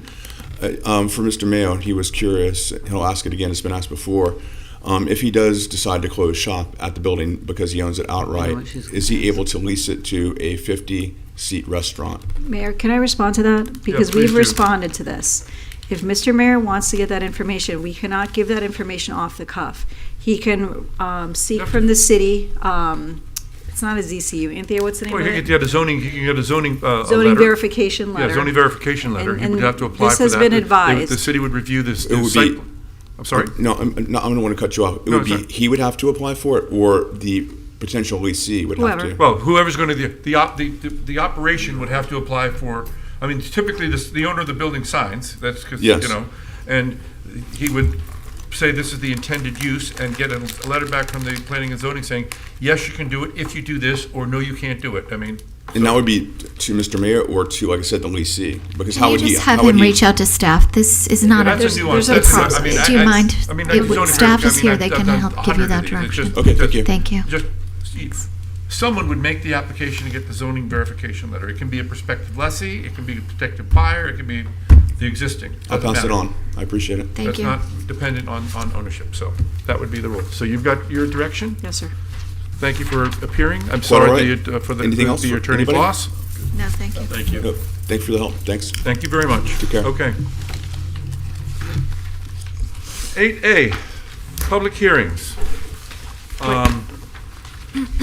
This is going to be on, this is the impact fees. We're going to actually have I've asked for a presentation. Mayor, can I read the caption? Please read the caption, yeah. Ordinance number 34-26, an ordinance of the City Commission of the City of Delray Beach, Florida, amending the land development regulations and code of ordinances of the City of Delray Beach, Chapter 5, subdivision regulations, Article 5.3, dedication impact requirements, Section 532, parkland dedication, removing subsection C, impact fee required to move the park impact fee to a new Article 8.1, impact fees, by amending Chapter 8, special implementation programs to enact a new Article 8.1, impact fees, increasing the park's impact fee and establishing impact fees for municipal, police, fire rescue, water, wastewater, and stormwater facilities, adopting the City of Delray Beach impact fee justification study, and establishing the impact fee schedule, providing a conflicts clause, a severability clause, and authority to codify, providing an effective date, and further purposes. Thank you. Mr. Orr. Good evening. Well, we're finally here where we have everything all wrapped up for you and ready to discuss. See what we can do as far as presentation ordinance. This ordinance is a city-initiated amendment to Chapter 8, Special Limitation Programs of the Land Development Regulations to enact a new Article 8.1 impact fees to establish impact fees for those things that the city attorney read in the ordinance. Now, just the quickie so everybody understands, impact fees are regulated by state statute. They're one-time charges to new development. They help fund public facilities and infrastructure that are impacted by growth. They're not to cure existing deficiencies. It's important, as I said, the impact fees will only be applied to new development and new development that are expansions over 1,000 square feet. So if you add 900 feet to your house, you will not be responsible for impact fees. If you have an existing property, you are not going to pay impact fees unless you expand it more than 1,000 feet or you tear it down and build bigger. The Florida Impact Fee Act talks about the calculation of impact fees and how they have to have a rational nexus with what is going on and what we anticipate to have to pay for. The study has to be done within a 12-month period to make sure that we're using the most updated costs of the city. And also, fees have to, the fees will be in place and we can't really change anything for 4 years. So you can't adopt this now and then come back next year and change everything. everything gets handled at this time, and then we can't revisit for 4 years. And at that time, we would have to redo our study with a justification from the previous 12 months to say why we should change something. There are instances, I'm not going to say it's in all instances, but there are instances for emergency changes, but generally you're talking about natural disasters and what you might do, and for the most part, they're designed to lessen the fees. Okay, again, I'm going to also tell you that fees that we collect can only be used for capital expenditures, for equipment and facilities. And we also, they have to be identified in the plan. We can't decide, hey, you know, it'd be really good if we built a new shed at a fire station to store stuff. If it's not already identified in the plan, we can't do it. So the study had, that went the wrong way. Study has some proposed maximum fees. This is gonna come up in a slide later, but I find it important, I should say this now. The study tells us the maximum we can ask in impact fees based on what we need to handle the anticipated growth. It does not mean that's what we have to charge. We can choose to charge less than the fees presented. Wanted to let you know that. Here are the standard fees that are the maximums identified in the study for city administration. That would be public facilities that the administration utilizes. It might go to a new city hall or something to that effect. Police, fire, and the change in parks. Now, one of the important things when looking at it, the one area that there was concern from the director of that department was water and sewer. Mr. Hajimiri had some concern that there was a lot of fees related to the water plant, and he felt that those were comfortably being taken care of by the bond issue. So he didn't feel that the maximum was warranted, and he recommends half of the maximum for water and sewer fees.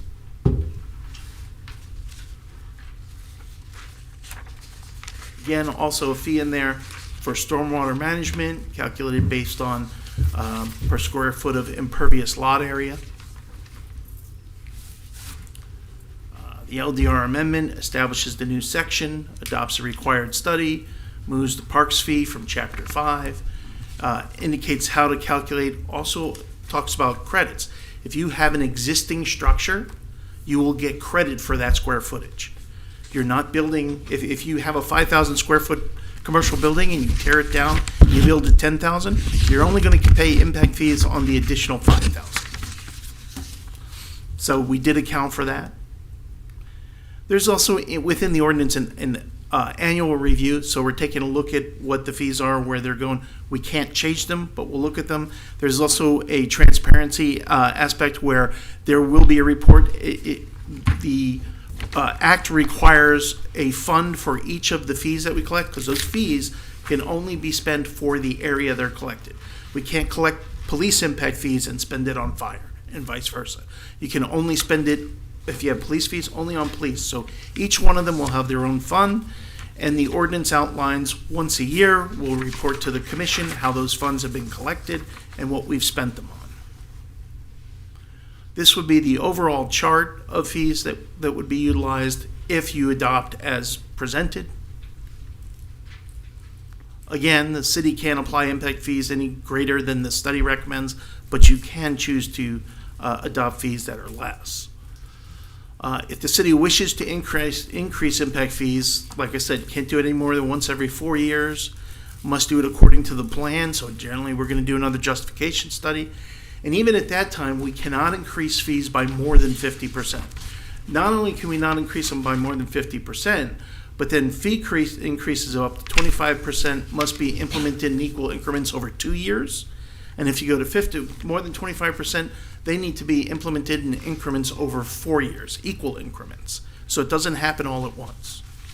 And those increases cannot be retroactively applied. Right. So you're not going to say, hey, we pass it now for everything that was built in this fiscal year. Nope, it has to be everything from that day, and actually 90 days from the adoption of that. again, the fees.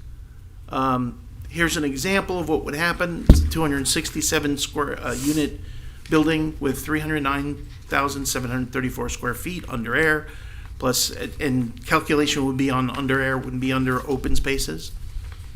Plus a 9,581 square foot clubhouse on the property with 29,488 square foot industrial building to be demolished.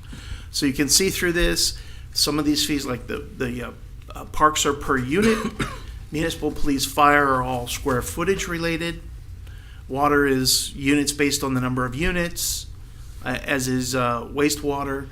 Stormwater is based on, again, impervious surface. So you can see what that charge would be, less the credits that are given for the building that they tore down on the site. So the total impact fees that would be due on this project would be $2,077,145. For approval, the City Commission must make a finding that text amendment is consistent with the comprehensive plan. So we show you those objectives and policies in the comp plan that support this. You have the update on land development regulations, regular review, provide necessary infrastructure. This would certainly help us provide that infrastructure. This is for that infrastructure. This is for the impact of future residents and future businesses on our infrastructure and our equipment needs. Again, this is the sort of thing at some point, this city will have enough residential units and commercial space that it will require us to build a new fire station. We will just need more coverage. My understanding is we're not looking at that the next couple of years, but at some point that will happen. Anything collected and that we have on hand could potentially be used for a new fire station if it's identified in the justification study. That's the sort of thing it's designed for. It's not designed to buy a new car for one of the staff members. It's designed for those things that the growth requires. It could be a new car for a staff member if our growth requires us to say, include a new assistant chief in the fire department. I apologize to the fire chief for using his department as such an example. But that's the sort of things it can be used for. Again, it's not there to alleviate pressures on our general fund. It's there to help us pay for capital expenditures based on the needs because of that new growth. Again, our goals in the comp plan include excellent open spaces with the parks fee that would accomplish some of that.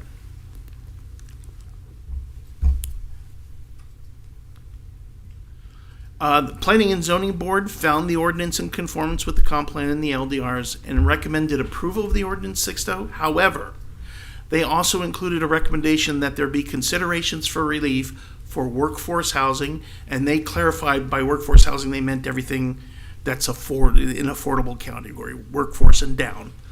Historic preservation, they did not want to interfere with people maybe preserving or expanding historic structures, and infill construction. Again, the LDR sections that support what they're asking for are here. So that is a question that's posed to you, is should those things receive some sort of discount or allowance as we implement? And that's all I've got. Great. Just I'm going to turn over to the Commissioner. I just have one question. I understand that if once implemented, you can't make adjustments over the 4 years, and if you do, you have the 50%, 25. I understand all that. Does it have to be 0 to 100 when you start, or can you, if we decide to adopt this, can we say, well, I'd like to phase? I mean, I understand these figures already include Mr. Hajimiri's calculations, but do we have to do them like all? I mean, can we do like you phase in these increases? Is that allowed within that 4 year period? I don't know. Or do you have to do all or? I don't recall seeing any language that allows that. Just curious. The phases are only talked about increases to them. Doesn't it have to be based on, you have to be utilizing the numbers in the study? So if you're saying, are you meaning phase in amounts or phase in areas? Well, I'm saying, take an example. You say do parks and don't do something else? This is going to be $1.22 a square foot, whatever that is. Okay. In terms of, can you make year one, it's only $1.45 for year 2 is double that, and by the time year 3, it's up to $1.22. I mean, I don't know the rules, so I'm just trying to see. Kind of like they would do if we increased it 25% the first year. It has to be equal amounts installed over the 2 to 4 years. Well, that's if you increase it. That's after the initial. It says upgrade. any new or increased. Correct, but I'm saying with the initial adoption, are we allowed to phase in the numbers or not? That's all I want to know. Wait, Julie, you just said any new or? Yeah, I don't think But you can once phase in adopted, I when it's understand the new. rule. That's what Commissioner Casal is talking about is once adopted, if you want to do it, that's the rule. But at the initial adoption, do you have to do you have to do the maximum, whatever the statute says or whatever the justification says? or You don't have can to do you the pick- maximum, but Huh? you don't have to do the maximum. You can set it at whatever you want. So if you want to start low and then we review it in 4 years and you increase it at that point, you can absolutely do that. But if you start really low, you can only increase You can a only- you certain can have amount to- I have to because wait you have 4 a years to cap. increase it. Right. Right. And the So no, I problem understand is- that. That's why I was trying to get to doing it all, but phasing it in as opposed to doing it all in year 1. But you've We answered my haven't question. reached we won't reach the maximal supported funding if we don't do it in the amount. And that's the problem we're going to have because we're already well behind, you know, and when I brought this up and gave Mr. Moore a hard time because this has been this should have been done years and years and years ago. Okay, we're going to come back to you. This is a public hearing. I'm sorry, I meant to do that before I got everybody, all riled up. If there's any members of the public wishing to address this item, please come to the lectern. You will have 3 minutes. Give your name and address for the record. You moved in the chair. Are you getting up? Excited. That was just, they were just trying to give me a little thing. Public hearing is closed. Back to the commission. I'm sorry, Commissioner Casal. No, I just think unfortunately we're starting out in a deficit. All the surrounding communities have been doing this for years and years and years.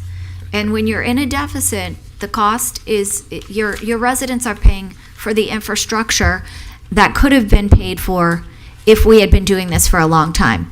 And so when you're starting out behind, and the way this is structured on how you can cap, how much you can increase, and what you can do, and starting with a deficit, if you don't go in with the numbers recommended, we're always going to be behind. Yeah, I'm That's not- the reality. So the question is, do we want to continue to have the residents supplementing these future needs or not? Because if we don't go in with the maximum, that's the result. Yeah, we'll be getting more money, but it's still... And then I would say I agree with the historic preservation. When you talk about giving relief to workforce, you wouldn't necessarily want to do it. It would have to be on a case by case because you wouldn't necessarily want to do it to, like you say, a 292 unit complex that's getting a bonus and they're getting the workforce bonus. So therefore, I wouldn't necessarily want to give relief because the bonus is the relief itself. And the infill vacant lots. Again, case by case, but I would say, I think we have to be careful. I think there should be on historic perhaps, but on the others, I think we have to be careful. Commissioner Burns. Yeah. I've had a lengthy discussion with Mr. Moore about this, so I'm okay with it. However, I am in support of giving relief for the workforce, the historic, and the infill. And, if we have to look at it case by case, that's fine. But I think that, persons building workforce, and I'm not talking about your big, giant developments that's got 100 units. I'm talking about possibly individuals because it applies to everybody. That I'm in favor of relief for those 3 that were indicated. Okay, Commissioner Marker. Yeah, I agree with what Ms. Burns just said. I think the exceptions are fine, but I think we should look at them on a case-by-case basis. I think that's the fairest way to do it. And then I just have a question, Jeff. So I know we can't raise those fees during that 4-year period. Can we lower them, or are they fixed?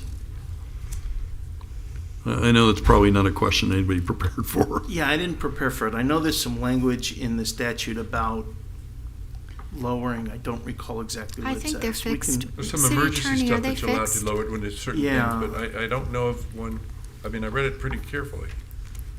Do we have a statute? I just don't know. It's just, it can be an open question that we can deal with. I just, if we went too high in an area or two, we wanted to adjust midway, can we do it? That's my question. No, that I know you can't do. So what we try to do with this is take the discretion out of it. Okay. Because we never want to be accused of, favoring one developer over another. So what you see here is really just based on square footage, impervious, pervious, whatever, because you don't want to have that discretion, That's right? fair. Because then that's when I think where we kind of get in trouble. Yep. Commissioner Burns, for your, and Commissioner Casal, in our code, I believe for, certain groups like DBCLT, CRA, we do waive fees. So we could put, and I thought we did put that in here, Anthea. We could put that language in there Right. just to mirror what's in the other sections of the code. Right. So that we have that ability. But those that I see in the code are referenced to like an entity. It's not like if the person who builds a 267, Exactly, yes. Right, so That's like what this, I'm- we can waive it in favor of the CRA, we can waive it in front of the community, the housing, Delray Housing Right. Group and. Exactly, that's what it is. But I didn't see where we're allowed to pick and choose which we think that this historic project should get it, but this one doesn't, or this workforce should get it, and the other. I think we I either think have it the historic rule is or we're not, hard. unless it's a Right. government entity, and then or a not-for-profit, which Right, we can do that it. which is different, right. Right. I think historic might be a little bit challenging. Why? In the sense that, is it just a COA for a new roof? And does that trigger this? I mean, I guess this is new development, so, But it has to be over 1,000. yeah, I think you're right. So Okay. a new roof wouldn't, No, you're right. it's I'm not just triggered seeing by the what would 20%. trigger. I'm trying to see what would trigger it, to see if it's, if it's something de minimis that, would warrant waiving it versus a larger project, but you can probably do it. If So it's a you- historic district or a structure. so you think the language is already included in the resolution? I that know, would- I thought we did CRA, and I know we didn't do historic. I don't believe we did that, but I thought a CRA. Because Are they talking that was about discussed. historic properties or whole historic? I think that's what we need. So I could put a addition on my house because I live in a That's historic. what I'm trying to say. Right, so what's the cutoff, right? Well, Yeah. it has to be, just can't be in a historic district. It has to be, because we have a lot of Historic non-conforming home. things within a historic district. Sure. Right. So we're really talking about things which are designated, or the person wants to designate. I'd Right. actually give them the opportunity to put it on the register if that's what they Yeah. want to do. What if it's a contributor? What of what? Like a contributor, so Yeah, if it's they want to make not the themselves, home they want to itself. subject themselves to the rules, then Right. I'm willing to look at that form. As part of the No, I inducement to wouldn't have be in them do favor that. of a contributor within No, a that's in the historic district and overlay. not historic. What, pardon me? Correct, it's Yeah, in the no. district. but Yeah, there's a it's- lot, no. there's a lot of It properties in contributes to the in- district, but in and of itself, it's not It's historic. not historic. No, just historic is That what are I would not. say. No, that are Not in just in the historic district. district. I keep looking at Anthea, but she's not making eye contact. Yeah, I don't blame her. And my question was to be, what relief do you want to give? Do you want to say you don't pay anything? Do you pay 50%? No, we'd have to, on a case-by-case, that's basis, No, we're we're not saying. allowed to we case would- by case. Can't do it. case We by can't- case. That's the so problem. You can't then- case by case it. Maybe like a 50%, I don't know. We have to We put- could we have- establish a have- different rate if it's historic, but Has they to have to be do, applied uniformly. Right. I mean, a flat discount rate might be easier, maybe. Yeah. Because then they could compute what it is based on the chart, and then they would just reduce it by 50%. So Right. that might be easier. Okay. 50% discount, I'm in favor of that. But it would only be for an already designated historic home in a historic building in a historic district, but not a contributor. Correct. But not, They're, Not, a- right. we had a- if it's It's non-contributing, it wouldn't only if qualify, it's historic. right? If it's in the district, it's in the district. And we can't go case by case. right. And, but I have some Sorry, questions Anthea. whenever it's my turn, Anticipating this. while we decide all this. Don't worry about me. We're listening. We have you. Like, I don't know what infill means. I don't know what that is. Well, we would have to define it, but generally infill would be a vacant lot surrounded by other development. Right. Most people don't go seeking those to build a house on or a piece of something on them. Why? That's exactly where you'd build a house. Am I right? No, what am I missing? And that's actually defined as infill. So infill, residential development, redevelopment, that's all it is. So that does happen from time to time. Okay. But it wouldn't apply if they tore down a house and then rebuilt it. Well, you get a credit. They get the credit. They for get the credit. credit for the The square previous footage of house, the but previous you house. wouldn't have- okay. Right. Because if you take one of these smaller houses and double the size, so they get the Right, the right, credit for so the you first get the half. credit for the, exactly. So, But I'm Mr. just saying, 'cause Orris, that would be infill development, but I'm just saying, Well, I wouldn't. Everything in the city is infill, so I would Right, stay yeah, away from that exactly. designation. totally agree. I would I keep don't a designation of know. infill as being vacant now Okay. and having been that's vacant fine. for some I'm period happy of with that. time. I think we should have done this, we talked about it in 2012. so, Why I would mean, you want to do this for vacant infill lots, though? Because I mean, that's all you're getting, We have an so you aging won't get any. infrastructure I'm sorry, that we're what? going to need to I raise can't some hear money when for, three so, people are- you know.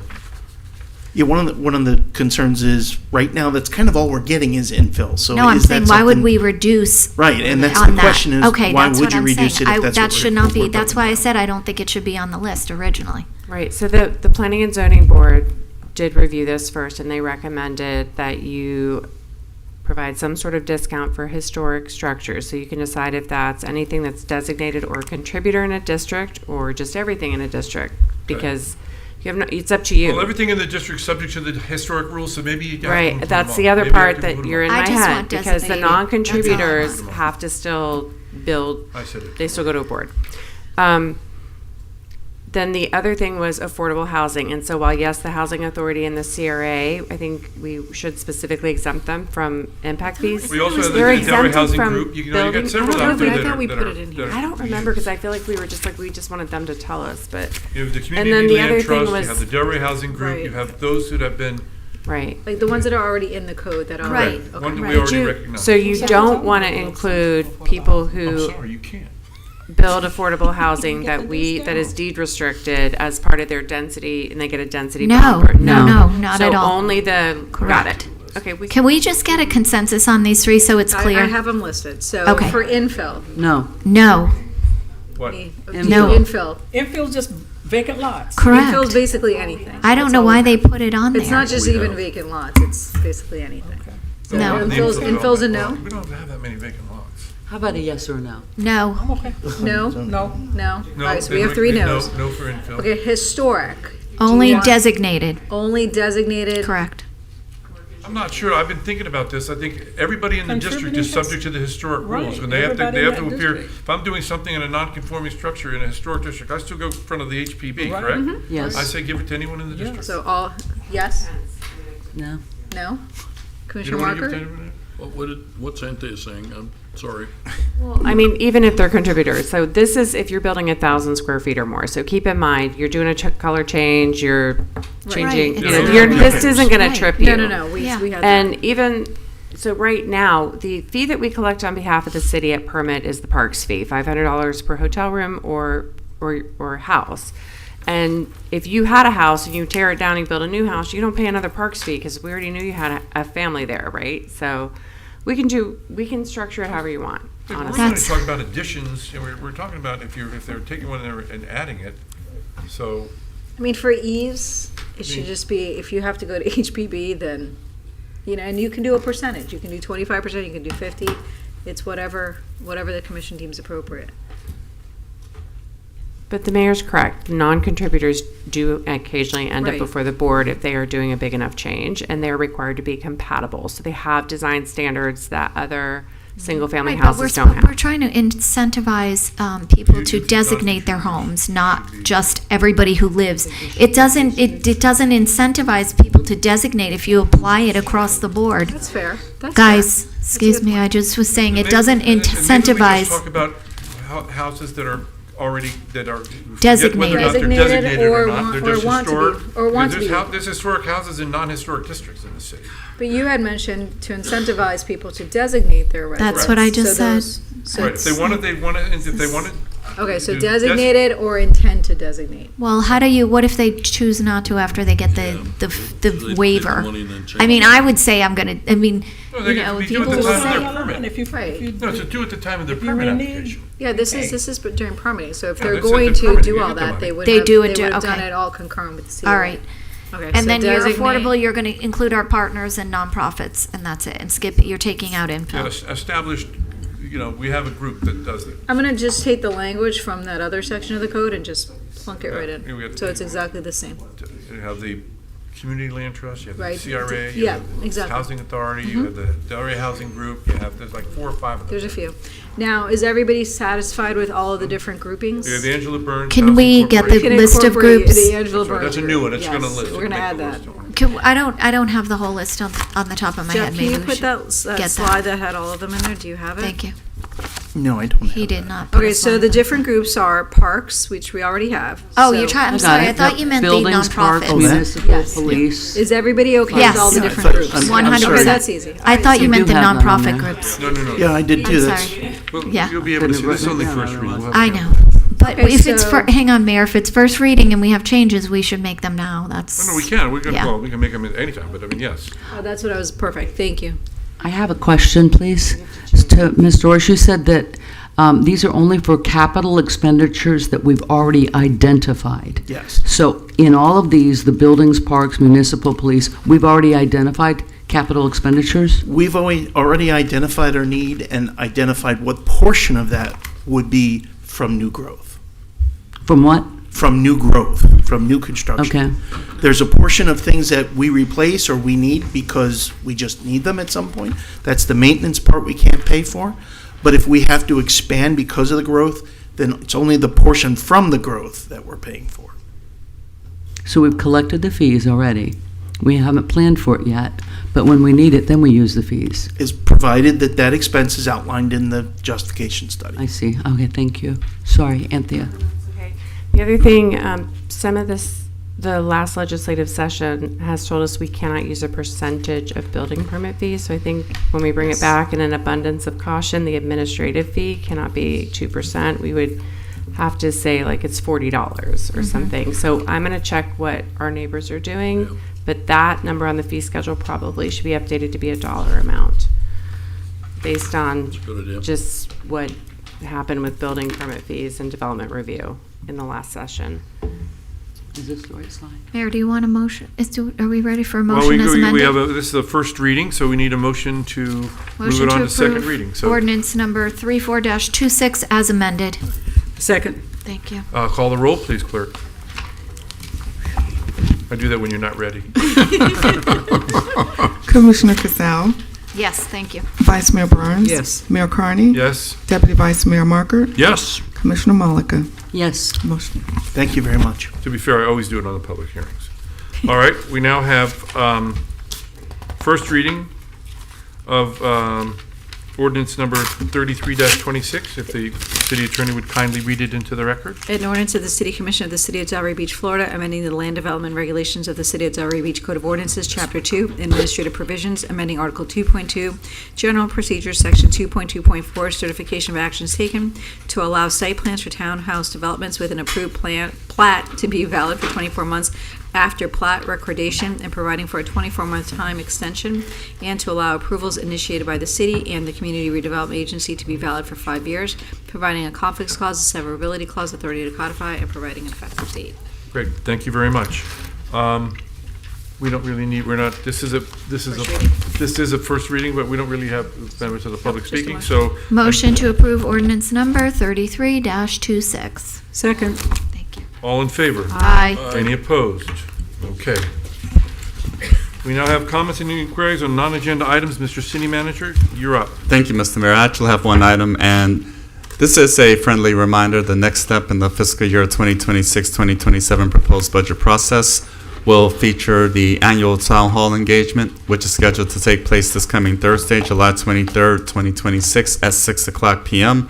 over at the Creative Arts School. So myself, along with Chief Financial Officer Henry Dakowitz, will facilitate that engagement, and from there we will be back before you in September with the respective 2 hearings, as well as opportunities to finalize from there. So anyone who's at liberty or has an interest in attending, please feel free to join us, and we'll have a good experience as always. This is on Thursday? Yes, ma'am. What time? 6 p.m. Oh, okay. CRA is we have a same CRA. day. It will be after that, but this is for the general public, Got it. for their benefit. So we will host this exercise, and we go from there. Clerk, please make sure you send out a notice that more than one commissioner may be at the just in case not everybody wants to. Go. What's the date on that? This coming Thursday, 6 p.m. Gotcha. I yield at this time. Thank you. To the city attorney. I have nothing there. Sorry? I have nothing. Okay. To the city commission. Okay. Commissioner Malika. First of all, I want to thank for these signs in the park. It says, "Thank you, residents. This park I should say is maintained. This park maintained using property tax." And it's a little squirrel. It's not us, it's the county. Huh? It's the county. Is that county? That's Palm Beach County, actually. However, the We city don't of make Delray those Beach is mistakes on proceeding Saturday. with a similar endeavor, so you'll see more experiences to that effect, and therefore we'll be in good shape. You just took credit for that. Well, no, in the context of the fact that we are executing an assertive program for the city of Delray Beach based on that. Is maintained. Of course. When you do ours. Okay. And now this. Before I begin, I want to echo what was said at our goal-setting session. Assume good intent. That is the spirit in which I raised this issue. During my campaign in the months since taking office, I've spoken with hundreds of residents, business owners, contractors, architects, and property owners. While there were concerns about public safety, traffic, and other important matters that have come up, one issue that has been raised more consistently than any other is people's experience with our development services department. So we love Anthea. We know she is an excellent planner and valued asset to our city. I believe that we should take the whole department and look at how we can offer some support. I've heard from many people independently of one another about frustrating interactions, delays, inconsistent communications, and a permitting process that they view as unnecessarily difficult. Whether this is perception or it is fully accurate or not, I don't know, but it is affecting the city's reputation. The gentleman that spoke to us about economics said it's the story of Delray Beach, and that's becoming the story of Delray Beach. Delray Beach is widely regarded as one of the most desirable places to live, invest, and do business. Yet I continue to hear that despite our city's strengths, navigating the building department is one of the biggest challenges people encounter. I'm not here to assign blame. I'm here to ask, how can we help? Should we examine staffing levels, compensation, training, workload, outdated processes, or a combination of these factors? That's why I believe we need a thoughtful, comprehensive review. I would like us to dedicate a workshop to understanding what is working, what is not, and what resources or process improvements may be needed. We should hear from staff, review performance metrics, identify bottlenecks, and explore ways to improve customer service while maintaining the high standards that protect our community. This goal is not criticism, it is for continuous improvement. If there's no significant problem, then the workshop will confirm that. If there is, we'll hopefully have the opportunity to address it together constructively. Ultimately, I want Delray Beach to be known not only as a great place to live and invest, but also a city that is user-friendly, responsive, and consultative.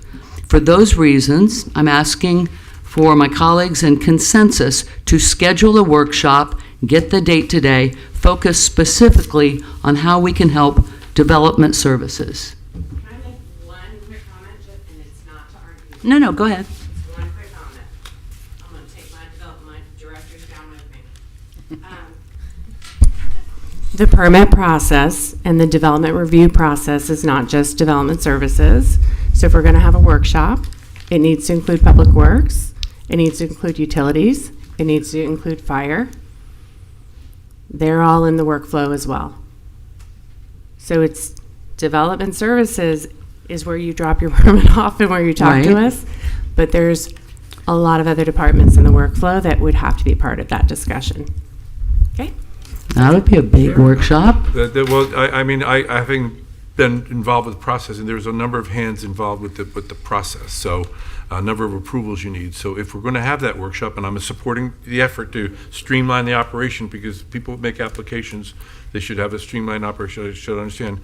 We would need to make sure that all the hands that are involved with the process are, otherwise it's an incomplete analysis. Okay. Could I comment? Do you mind? Do it right. Well, you can as soon as we get to you. Okay, I thought she was done. Are you finished?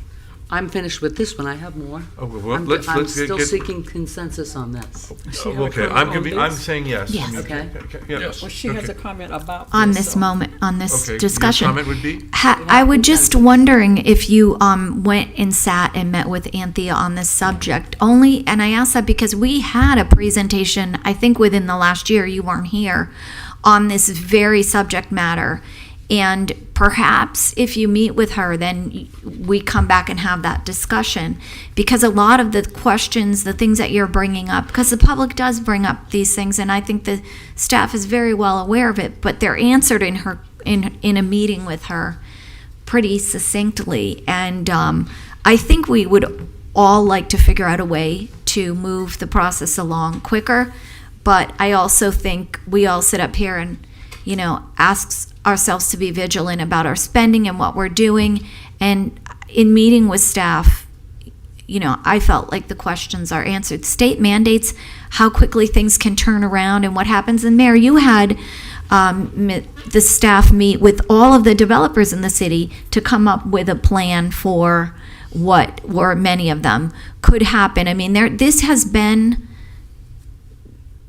done, and so I would just ask that if you maybe meet with her and then come back and tell us if you feel like this is still something that we need to look at. I would like to get a consensus Yeah, to have the workshop. I'm going to agree because I mean, it I've was never- last year. But I don't know how Nothing they wrong would with every direct her. year you have to doing a review like this. I think I just think then we should, if you're feeling like that, if she does a presentation and Missy is sitting at the table and Sam is sitting at the table and the fire chief is sitting at the table and they do the presentation, I'm not going to know how to direct them to become more efficient.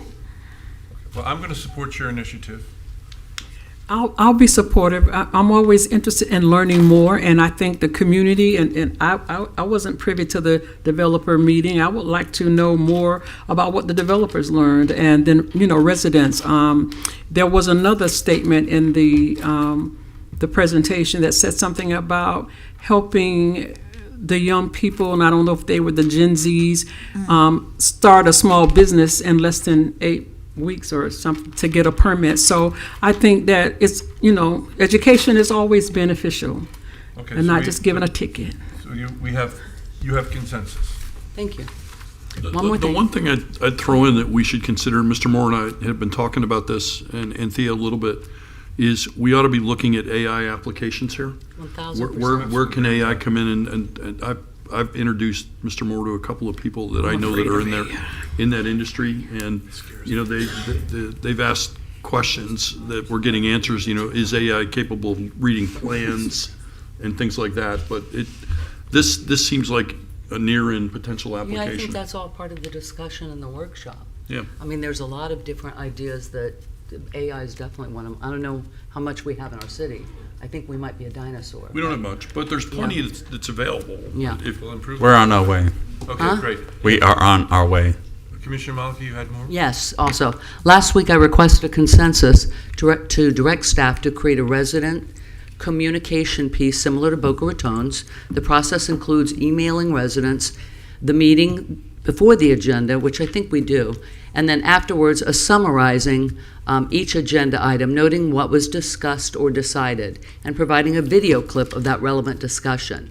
This would improve transparency for our residents. Although consensus was reached, Commissioner Casal asked to wait 1 week so she could consult with our communications director. Right.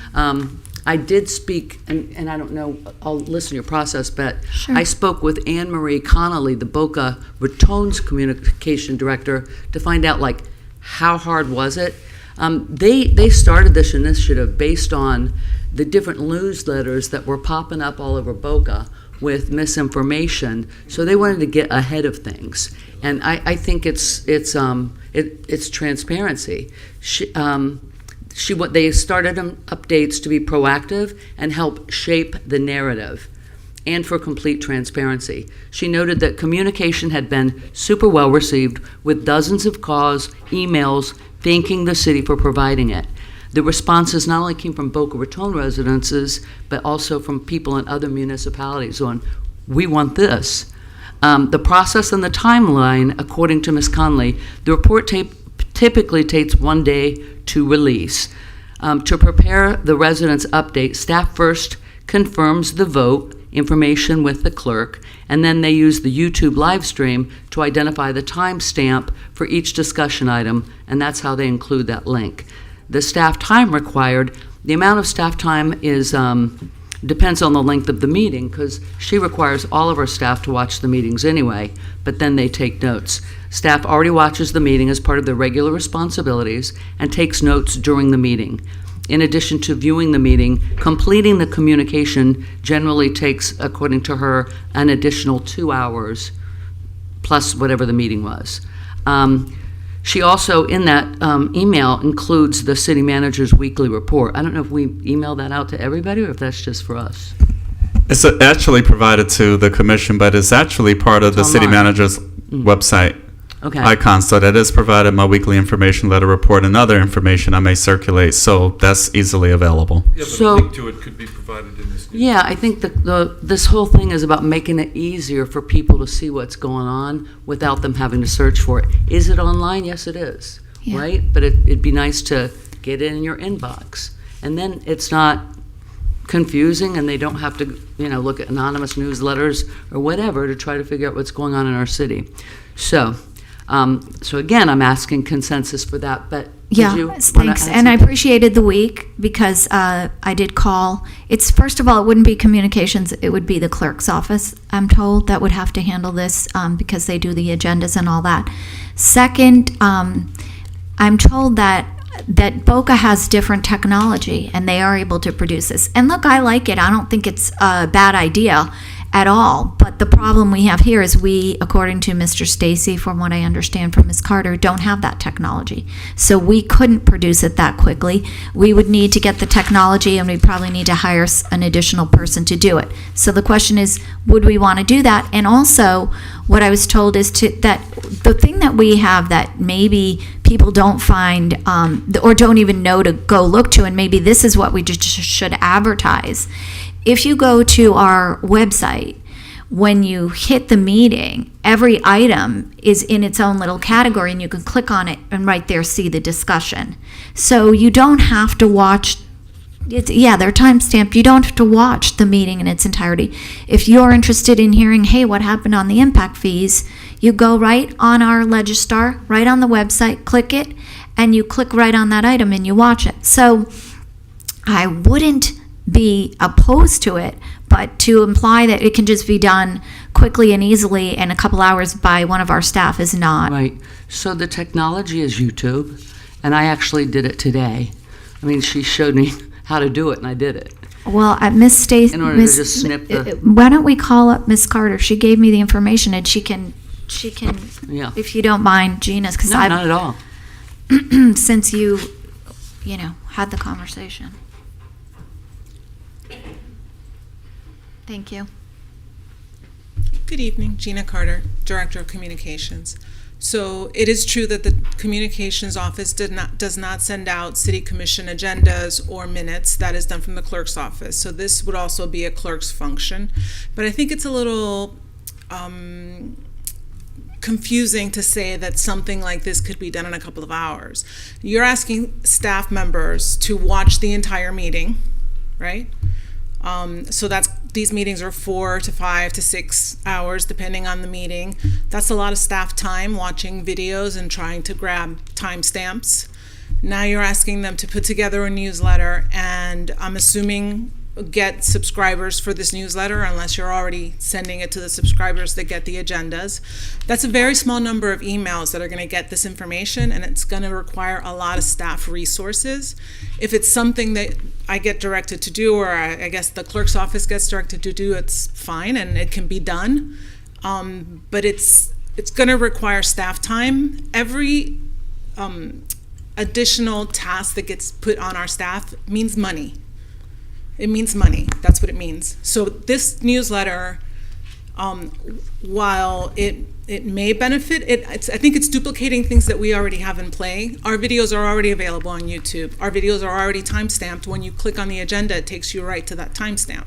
So these things are out there. Do you think you could make a little tutorial fun, City of Delray meeting? Mr. Moore could do a here's our agenda, here's how you click at the meeting, and at least we can get it out there to show people that maybe don't really know how to access the meeting through Legistar. Maybe we do that to start with and just give people the direction of how to get to the meeting and click on the item if they're interested. So I don't think it's as hard to do as, I mean, I understand it's staff time and it's money, but you're giving it to the people who are our residents and who are paying our taxes and are doing their stuff. So while it may take a little more time, and by the way, Boca's not the only one doing it. I've had a number of people send to me things that are done around the place. So I don't know the precise formula yet, but I think that the more transparency we have with our residents, telling them what we're up to and what's going to affect their lives, the better it is. Ladies and gentlemen, may I offer a suggestion? I'm sorry, this is done through the communications department, not,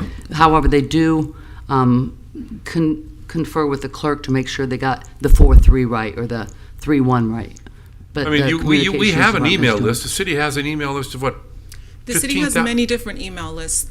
Digital newsletters are very specific. You can only send a digital newsletter to someone who has subscribed to specifically that newsletter.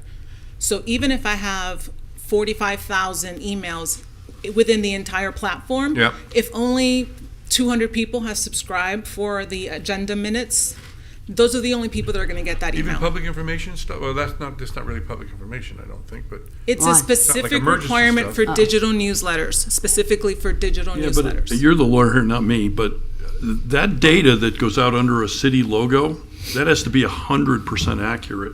Well, that's because why decisions it will would get be- made it off of would- that. it So, would be so this isn't like you can ask one of her people to listen to what they heard and make sure, because who We're knows? not if- transcribing it. It's just like, okay, so agenda item 7K or whatever, 7B, passed 3-1 or whatever. So We're it's- not transcribing everything. So that's it. And then the other question I would have, how many people will this reach? And- Because if we're talking about adding people, that gets expensive. Is this 30 people that Boca has read this, or is this 8 people, or what? You know, I did not ask her that. I can Because find out. I what's know the it's scale? positive feedback. Because And I always then, get worried, these I things. know, I get newsletters I don't subscribe to. I know, I do the same. I'm the same I as do you. too. I didn't realize Right? I had a Late- subscriber. There's Yeah. a lot of junk. That's why you're not getting them. Go. Ladies and gentlemen, Mr. Mayor, may I be recognized, please? I'd like to offer a suggestion to have myself working with staff to evaluate what resource allocation, what structure would be appropriate to even consider expanding in this endeavor. So within the next month or so, I'll be able to work with all involved, the Office of the City Clerk, Director of Communications, Gina Carter, and her team to truly outline and define what this will look like in terms of resource allocation and other technological adjustments that would be featured. This dialogue will also include Chief Technology Officer Jay Stacy, who can offer some insights relative to that component. So what's envisioned is a upcoming City Commission meeting presentation on a subject based on some of the consensus being offered at this time, so that you all can have a thorough understanding in terms of resource allocation commitments, A, and B, what our capabilities truly are, and C, benchmarking with the city of Boca Raton. They're actually a larger organization. They have more staff resources and other opportunities and abilities that the city of Delray Beach does not. So what we can therefore come back with is what works for the city of Delray Beach in terms of resource allocation while being efficient in that approach. So I'm contemplating a city commission meeting presentation in the next few weeks or so, maybe the first meeting in September or thereabouts, but that would at least provide all involved some time to really get our arms around the concept in terms of resource allocation, organizational structure, and technological capabilities when they would in fact come available. Because of course, the city of Delray Beach is presently engaged in a number of technological updates, and we've also provided information in terms of what that looks like. So more capabilities will be forthcoming in terms of efficiencies and operations in that regard. How does that connect with respect to what it is we're hoping to accomplish in terms of expanding information? Maybe we can outsource it. Well, let's get our thoughts together in terms of what that looks like specifically so that we can get to the best place possible. I think that would be fair for staff, all of those involved in respective daily operations. Let us come back to you with what a structure could potentially look like for the city of Delray Beach based on what our realities are and are not. And do we have a date for the workshop, roughly? He says maybe September. I'm contemplating September 8th. This discussion, what we're talking about as far as the citywide distribution piece, I'm contemplating a regular meeting presentation for that, to provide an update for the commission, what would happen as far as the previous dialogue, the previous consensus regarding the approval process. And again, I appreciate Anthea Giniotis' commentary regarding it's not just a function of development services because it's multiple departments. So over the next few weeks, I'll create a structure to get back to you all. And that would be a workshop meeting possibly for that similar date. First meeting in September, which would be September 8th. That's what's being contemplated in that regard. This will be a discussion as part of tomorrow's executive leadership team meeting so that we can get everybody up and running in that regard. I think that's a reasonable consideration on both fronts. And with the consensus having been offered, I would like to ask that the consensus is amended to include my ability to proceed as I've outlined and working closely with all others involved. So please. You need your request. Yes? Yes. Your request? Yes. Fine, yes.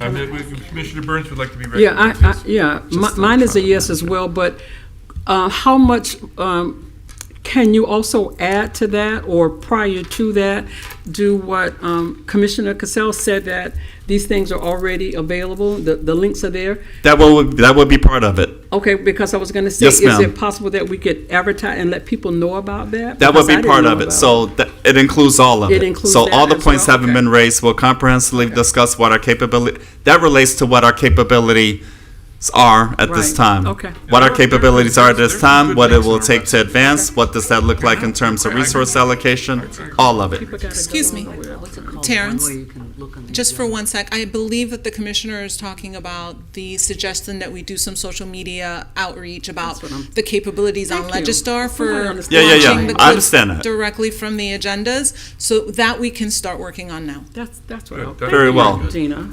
Commissioner Malika, are you finished? See, I am. Thank you. communications. I Okay, like let's that. go with Thank Commissioner you. Casal. Well, Well, I'm supposed to be on a call at 8. Yeah, a call. I missed the walk with the chief last weekend. I'm sorry, that's my first miss, and I feel bad. But what I wanted to say is, these have been just amazing for our community engagement. Everyone loves them, and I want to just get a consensus to move forward. We talked about how we do Atlantic, and we did one phase of it, but we have additional phases, and I think we should keep this momentum going with the community engagement and schedule, because it does take a long time for you to schedule everything needed to. So get together with the chief and get our next date for the run with the chief on the next leg of Atlantic Avenue. We had, how many people? More than 300 came out for that. It was amazing turnout, a great event, and I'm looking forward to the next one. Thank you. And visioning, we did the visioning, and when we keep talking about our resources, we put a ton of resources into the visioning, and then we did the goal setting, which was reiterating the visioning, and now I want to know, what are we doing with the visioning, and how much money is it going to cost? Like dates certain, time, as we're looking at this budget, it's hard to get my arms around it without knowing everything we need.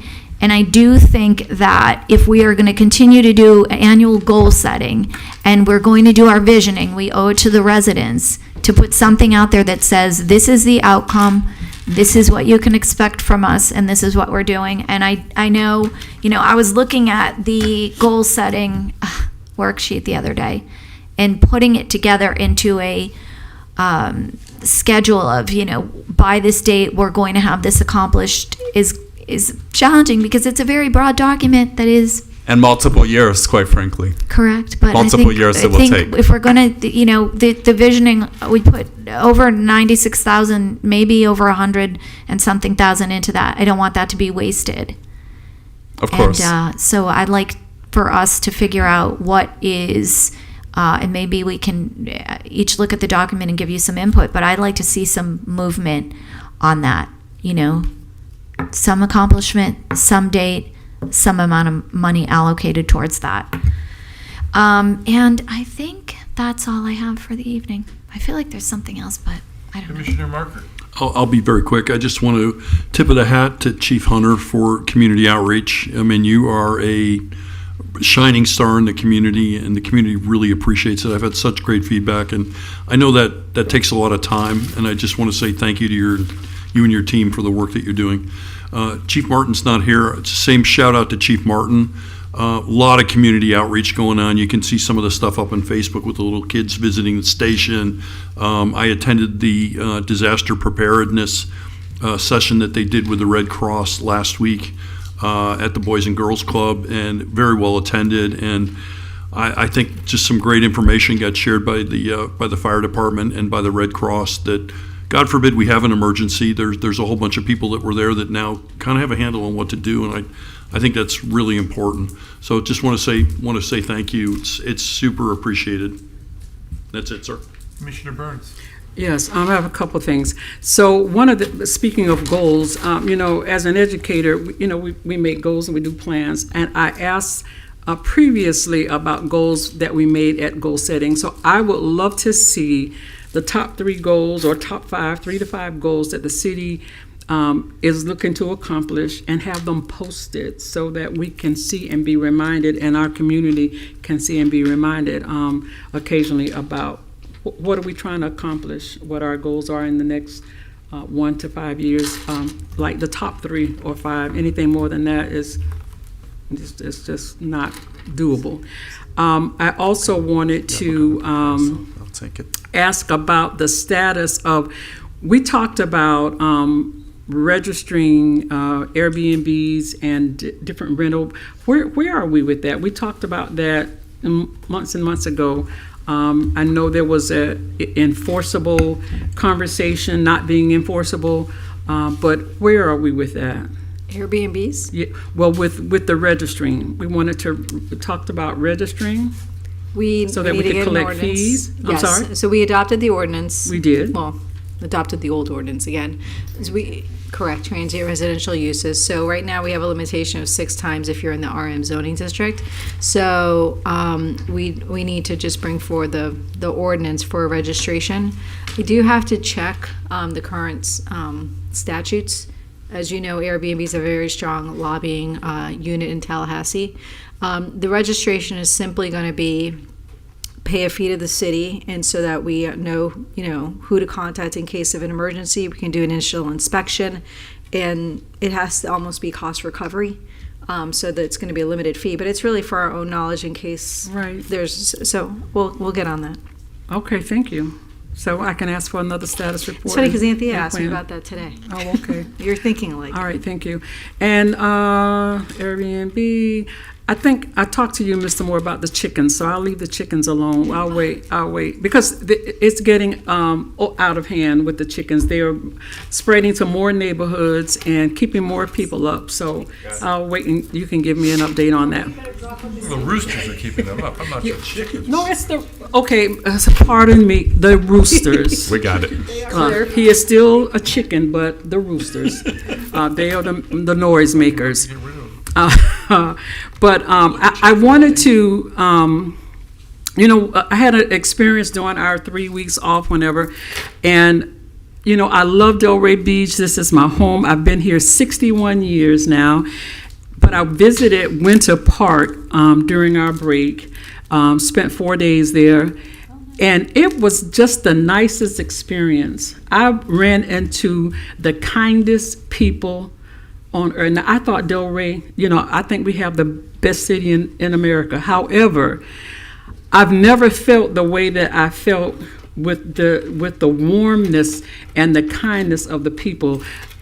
Kids, wherever I went, I visited at least 9 different attractions there. Strolled the avenue, and the atmosphere was just a very kind atmosphere.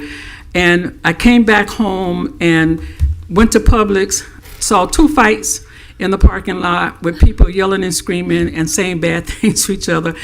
Went in the line, standing in the line, and one person so impatient lady using her food stamp carpet, whatever, and he said some nasty thing. And I was like, wow, what a stark difference in what I experienced the weeks before. So I used to do something in my classroom with Kindness Week. We had a Kindness Week. And the idea came from the Pay It Forward that I saw on TV 20 years ago, whatever. So I wanted to start a kindness campaign in Delray Beach. I want us to have the kindest city in the world. So I am starting with a challenge to my, I want to start it in the schools. I did it in my classroom. When school starts, I'm going to challenge the teachers to start a kindness campaign in their classrooms. But I thought, if I'm going to be asking the community to be kind, I got to ask my colleagues the same thing. So I am starting right here, and I am giving you all a white rose. And the white rose represents, it's a symbol of respect. We may disagree on issues, but we still must respect each other. And I have a little card for each of you. So I'm challenging you to display a kind of an act of kindness to 3 people in the next 20 days, 1 day, 2 days. I know you're kind people anyway, but be intentional about it. And then the thing is to tell them that they have to do it to 3 people. That's fair. Okay? All right, thank you. So, Judy Moliker. Oh, no, this is Judy Moliker. That's JM. And this is TC. Yep. That's JM. That might be you. TC. Thank you. And this is, that's JC. That's so lovely. Yes. And it doesn't have to cost money, and that's TM. Would you pass that That's to? TM, yep. That's TM, thank you. All right, thank you. Okay. My first act of kindness. Oh. Yes, so you have to check. Now, as you do it, and inside the card, I just wrote a personal note to everybody, and then I just said, pass it on to 3 people and ask. You got to be intentional because you got to tell those 3 people they have to pass it on. So that is it. I'm done. I love the personal note. Thank you. You're very nice to do that. Thank you. I was going to give her one. Good luck following that. I guess I didn't know whether you knew, but this is one of the reasons why, and that's just as an aside, that Atlantic Avenue has proceeded the way it did in Pineapple Grove Way, is that the city manager of Winter Park was David Harden before he came here. Is that right? Right, he carried that vision onto here. So That's why they're so nice. Well, I don't know. I'm just saying. I'm just giving you. He had a vision for Winter Park, and he did a great job. And he came down here and he did it here. So, and I have no other comments. I really appreciate the rose, symbol of the House of York, and boom.